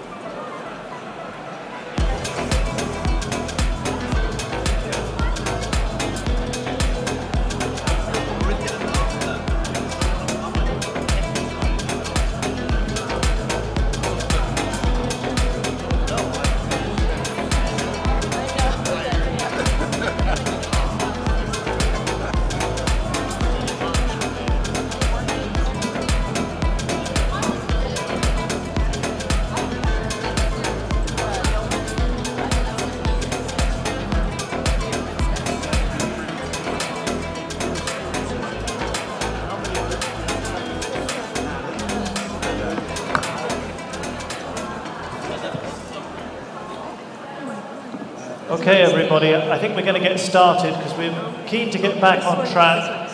We need to stop and give the team a break for their lunch, even if we don't want one. So this session is on expanding access, as you know. It's moderated by Zeynep, who of course you all know, and it features Dr. Jenny Joxon from the Philippines and Dr. Quentin Maguire and Dr. Angela de Berger from the Hewlett Foundation. Zeynep, let's get going. Over to you. Hello, welcome. Please come in. If you're not in already, please have a seat. We have to start. And if you miss this session, you're missing something really important. So please do sit down. We have with us today, we're very fortunate. This session is just before lunch, but it's very important because we have with us three distinguished speakers who will be speaking on expanding access to quality openly licensed learning content. Our first speaker is Dr. Jenny Joxon from the Philippines. And we have a team speaker. We have Team Hewlett here.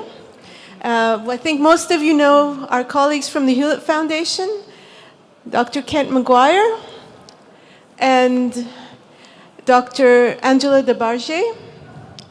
And they will be presenting the same topic from the point of view of international partnerships and the important work of Hewlett that I think we're all aware of in this room in expanding access to quality learning worldwide, openly licensed. Dr. Joxon, you have the floor.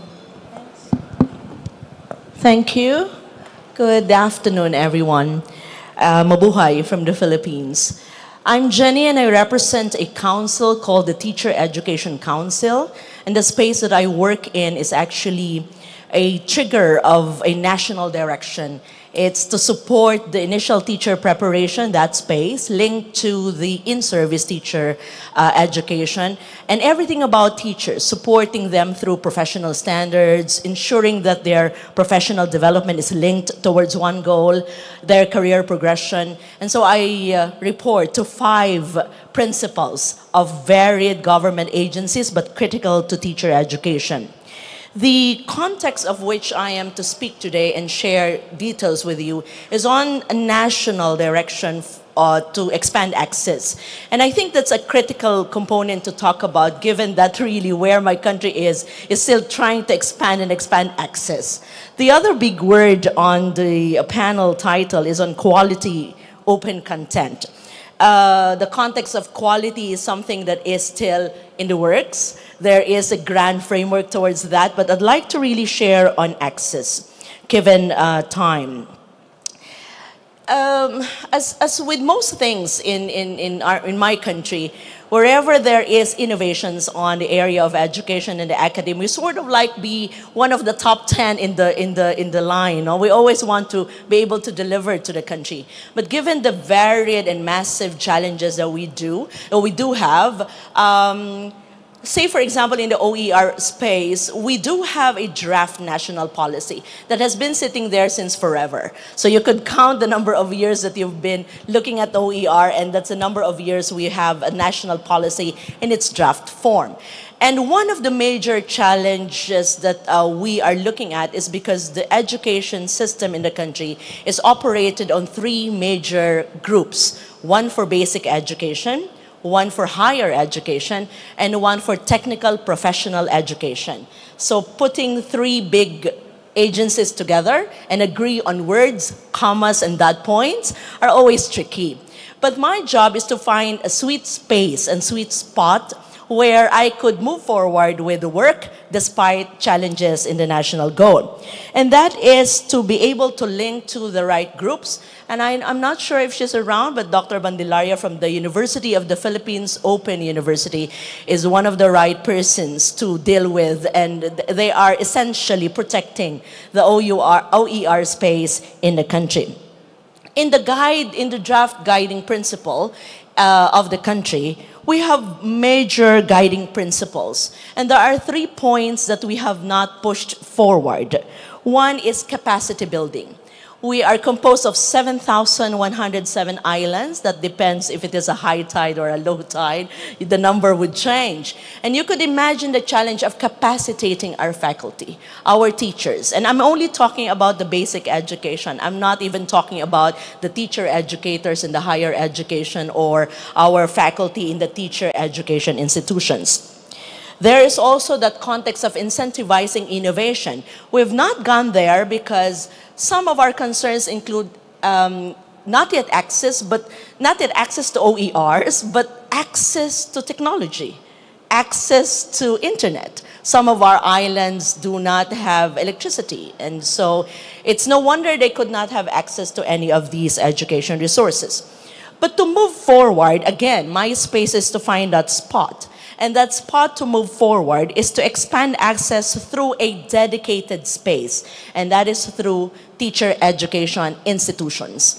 In the Philippines, we've divided our higher ed to be, if you're a teacher education or if you expanded to other specializations like engineering or medicine, etc. But we have a special spot for teacher education institutions. And we have 1,553 of them across the country, composed of the government institutions and private institutions. To build upon access, we develop what we call consortia amongst them. Some of them, they are of varying capacity. Some of them are really, really good and can do the OERs and can develop all of these within themselves and support each other. But there are also TEIs, teacher education institutions, TEIs, which could not move step one, okay, to step one. And so the link to support the stronger one, I'm using it loosely, to a less strong one is very critical. That is my job. But the challenge there is to put like-minded people together.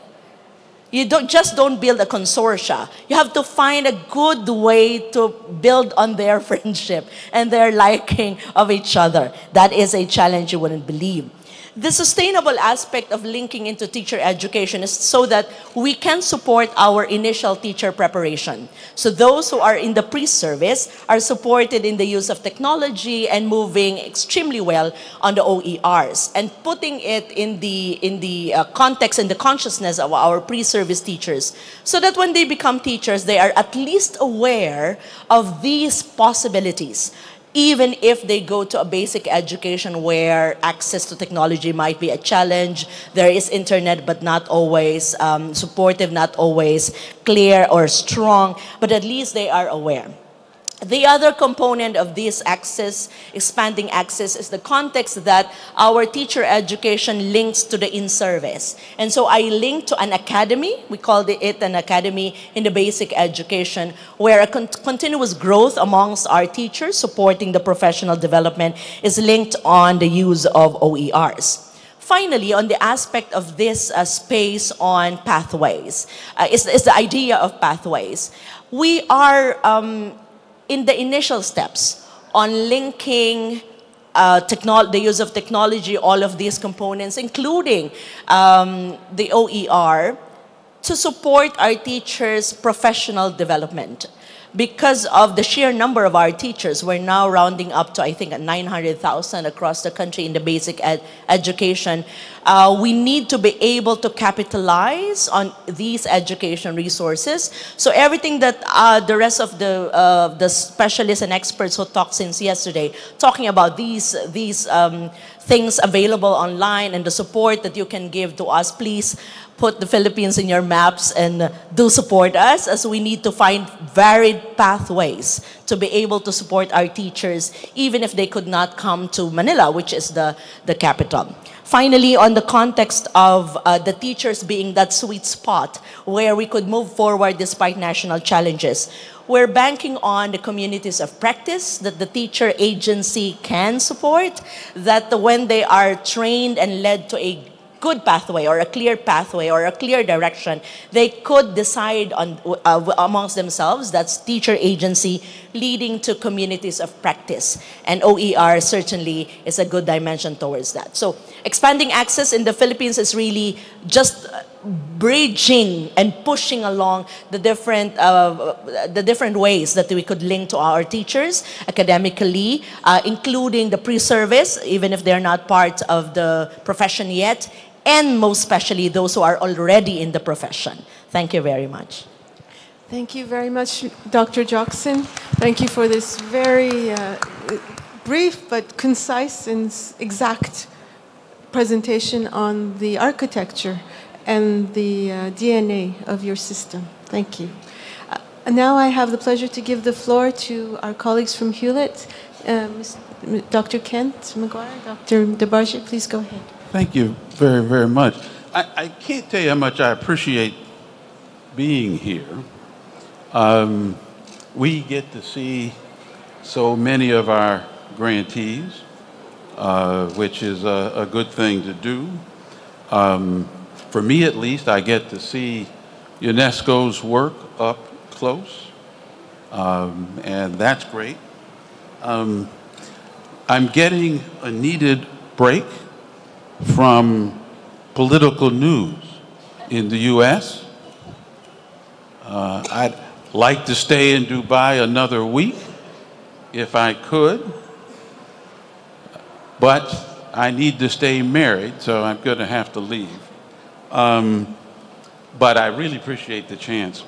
A word or two about Hewlett, especially for those not in the breakout session earlier. Globally, we make grants to advance gender equity and governance and to reduce the growing threat of climate change. Now, with respect to this, our work in OER is focused on democratizing learning, and UNESCO's been one of our important partners in that regard. Our U.S. efforts prioritize strengthening democracy. You might not think that right now, but that's what we do. And advancing education, especially for marginalized populations.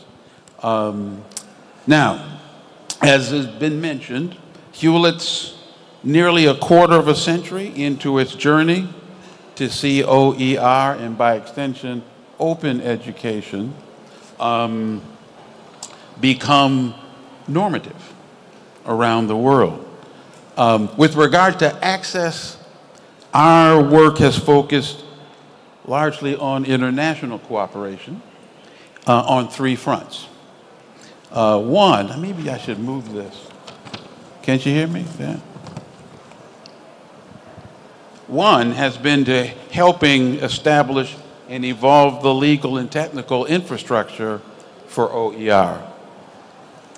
Second is to help cultivate and support the social infrastructure for creating, sharing, and using OER.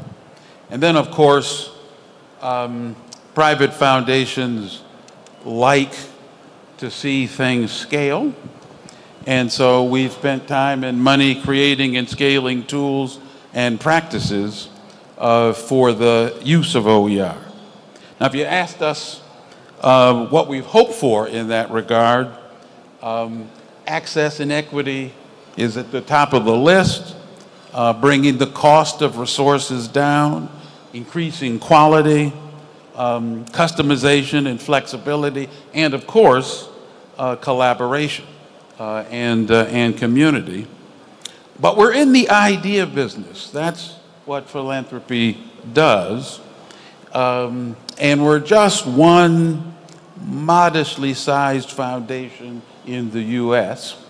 So it's been important to us to see UNESCO and its sustained interest in and attention to OER. We're anxious to see even stronger international cooperation, and frankly, the accelerated take-up of OER around the world. We'd be particularly interested to see any clear steps for action that might emerge from this World Congress. I should probably say that again. We'd love to see any clear steps for action that might emerge from this World Congress. Now, because we've been in this so long, and we started with it as an idea, there's a lot we have learned over time. And I'd love to turn to my colleague, Angela DeBarger, to share some of these insights. Thank you, Kent. So as Kent mentioned, going back to the early 2000s was when the foundation first began its work on OER. This was, of course, the time of the beginning of the internet and the World Wide Web. Scholars were trying to figure out how to help creators share their cultural works and research. And so our earliest investments focused on the legal and technical infrastructure, support for Creative Commons licensing, open content repositories, and platforms for sharing content globally. And in the years that followed, we realized that legal and technical infrastructure is necessary but not sufficient. OER policies and repositories do not inherently translate into better teaching and learning. In other words, the social infrastructure matters just as much. And so, as you'll see, these are a few organizations, some of whom you know quite well, some who I hope you have the opportunity to get to know, who bring educators together to learn about what it takes to create and implement OER effectively. So they work with educators to create content that reflects their culture, language, and identities of their communities. And they talk about what's working and not working so that effective practices can be built upon. They also create opportunities to learn about how roles need to shift, how we might need to work together differently in order to realize the promise of OER. So just to give you a concrete example, I thought I'd highlight AFLIA, the African Library and Information Associations and Institutions Network. So as a Pan-African organization, AFLIA works with national governments, national libraries, and different types of libraries throughout Africa. AFLIA champions freedom and equitable access to information. So they want to play a role in opening up African knowledge and devising strategies for incorporating more OER into schools and classrooms. And when it comes to meaningfully improving learning with OER, we also need evidence-based tools to help guide the design of materials so that they connect with the interests and needs of each and every individual learner. That's why organizations like CAST and the Inclusive Design Research Center are so important. So CAST's Universal Design for Learning guidelines are used by educators around the world to make sure that materials are accessible, inclusive, and give students choice in how they learn. And I thought you'd be interested to know that the Inclusive Design Research Center just published a new framework for accessible and equitable artificial intelligence in education. So it's tools like these that are based in rigorous research and evidence that help us make sure that we're paying attention to learners who are often the most marginalized, and help us be thoughtful about the ways that we're using OER and other technologies that may have been designed in one context, bringing them into other contexts. And we're at an interesting moment in time where international cooperation with OER takes on a role of perhaps even greater importance as technologies like AI are becoming more prevalent. On one hand, AI could be a powerful accelerator for our work, supporting the curation of high-quality content, perhaps greater personalization of learning. Maybe teachers can more quickly adapt and customize lessons to connect with their students. I've even seen examples of, or emerging examples of using AI to support students' social and emotional development. Yet, even as technology becomes more sophisticated at seeming relational, we also should be asking what it means to develop and deepen relationships with each other. AI, or any technology for that matter, cannot replace the human connection, community, and collaboration that's core to our work in OER. So this is a moment where international cooperation can make sure that technologies are actually designed to solve the problems we need them to solve in education. Collectively, we can make sure that educators and students have voice in how their creations and data are used and shared. Collectively, we can advocate for responsible and open technologies that further equity, transparency, and the democratization of learning. And collectively, we can help each other stay centered on the goal of preparing students to be critical and creative thinkers who make our society stronger, more inclusive, more caring, and more resilient. And we're excited to be part of this with you and look forward to continuing the work together. So thank you. Thank you very much, Kent, Angela. Thank you very much for that overview of the important work of the Hewlett Foundation, both what and why you're doing this. With that, we do have, if you don't mind, I'll open the floor very quickly for any questions or points anyone would like to discuss. Anybody?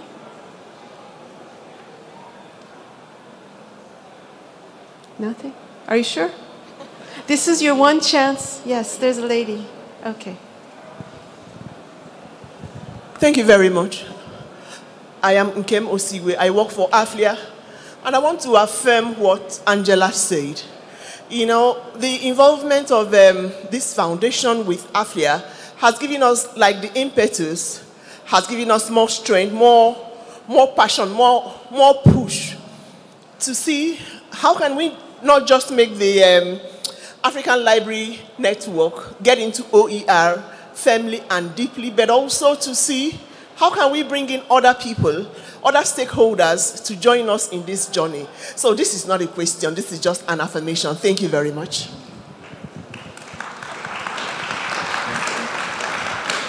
Anyone else? Okay, I don't know what the clock means when it's going down, but I think we do have a little bit of time. You sure? Then in that case, I will, before I close the session, I would like to just make another remark, if I may.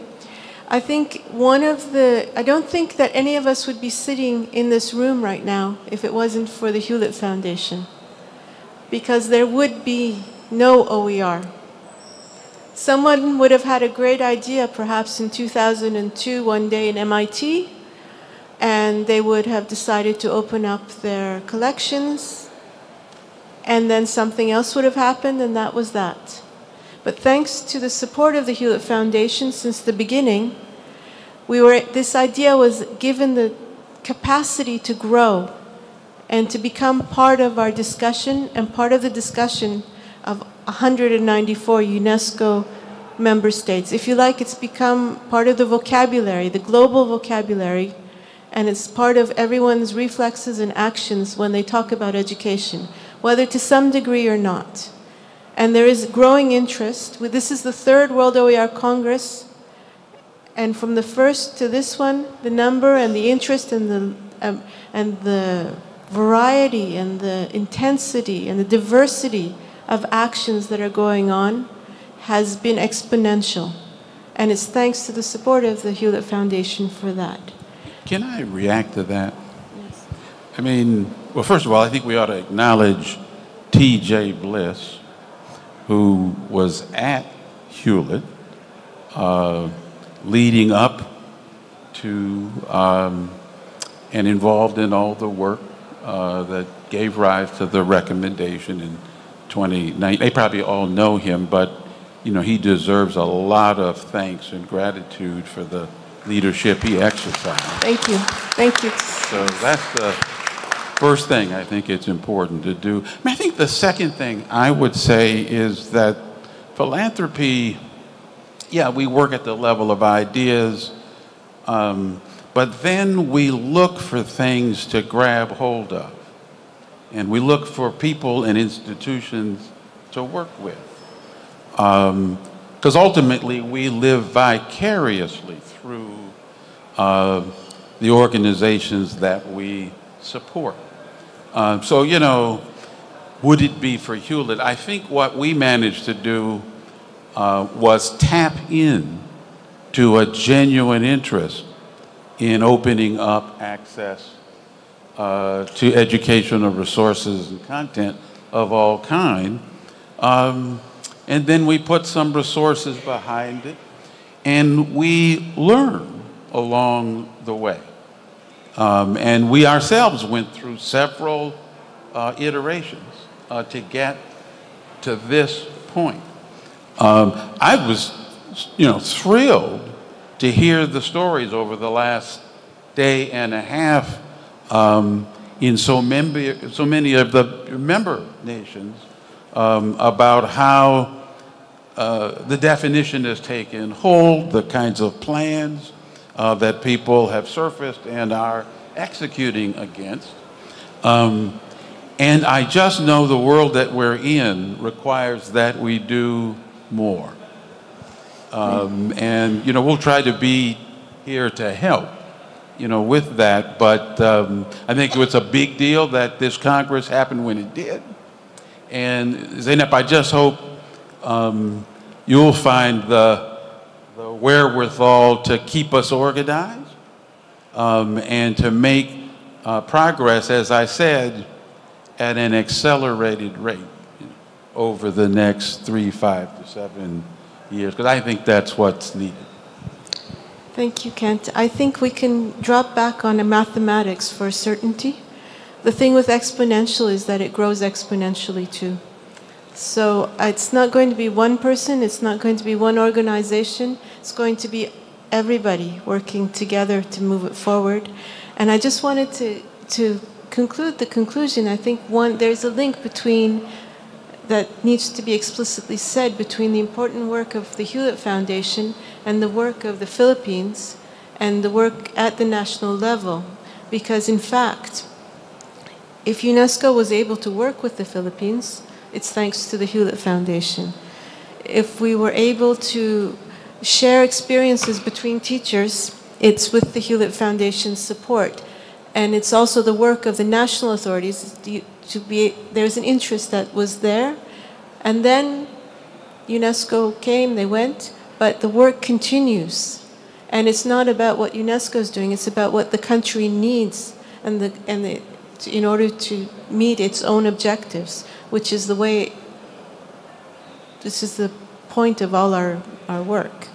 And it's the same case in all our national settings, but I think the case of the Philippines is exceptional because personally I've seen it grow over the years, and there has been a national push to really advance. And we have, I think, Dr. Bandelaria, who's with us also, has been really working on the, at the Open University of the Philippines.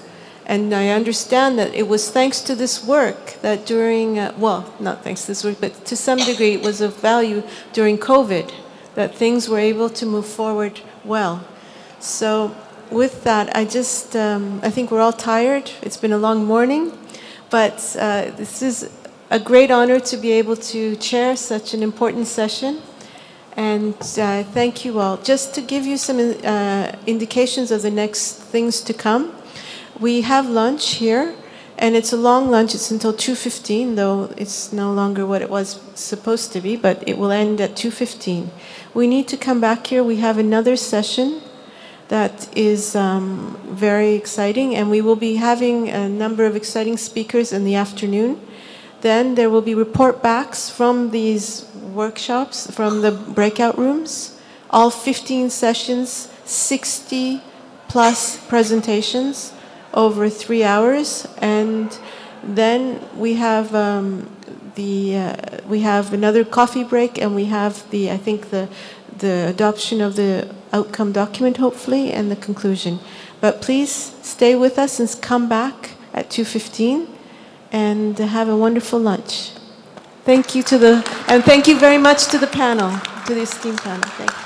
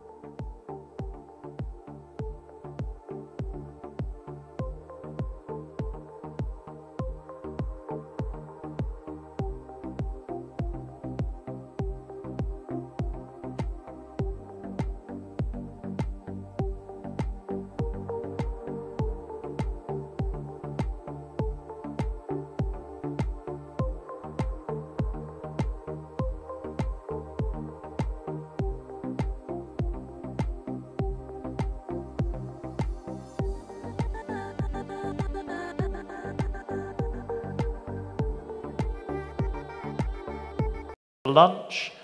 We'll be starting the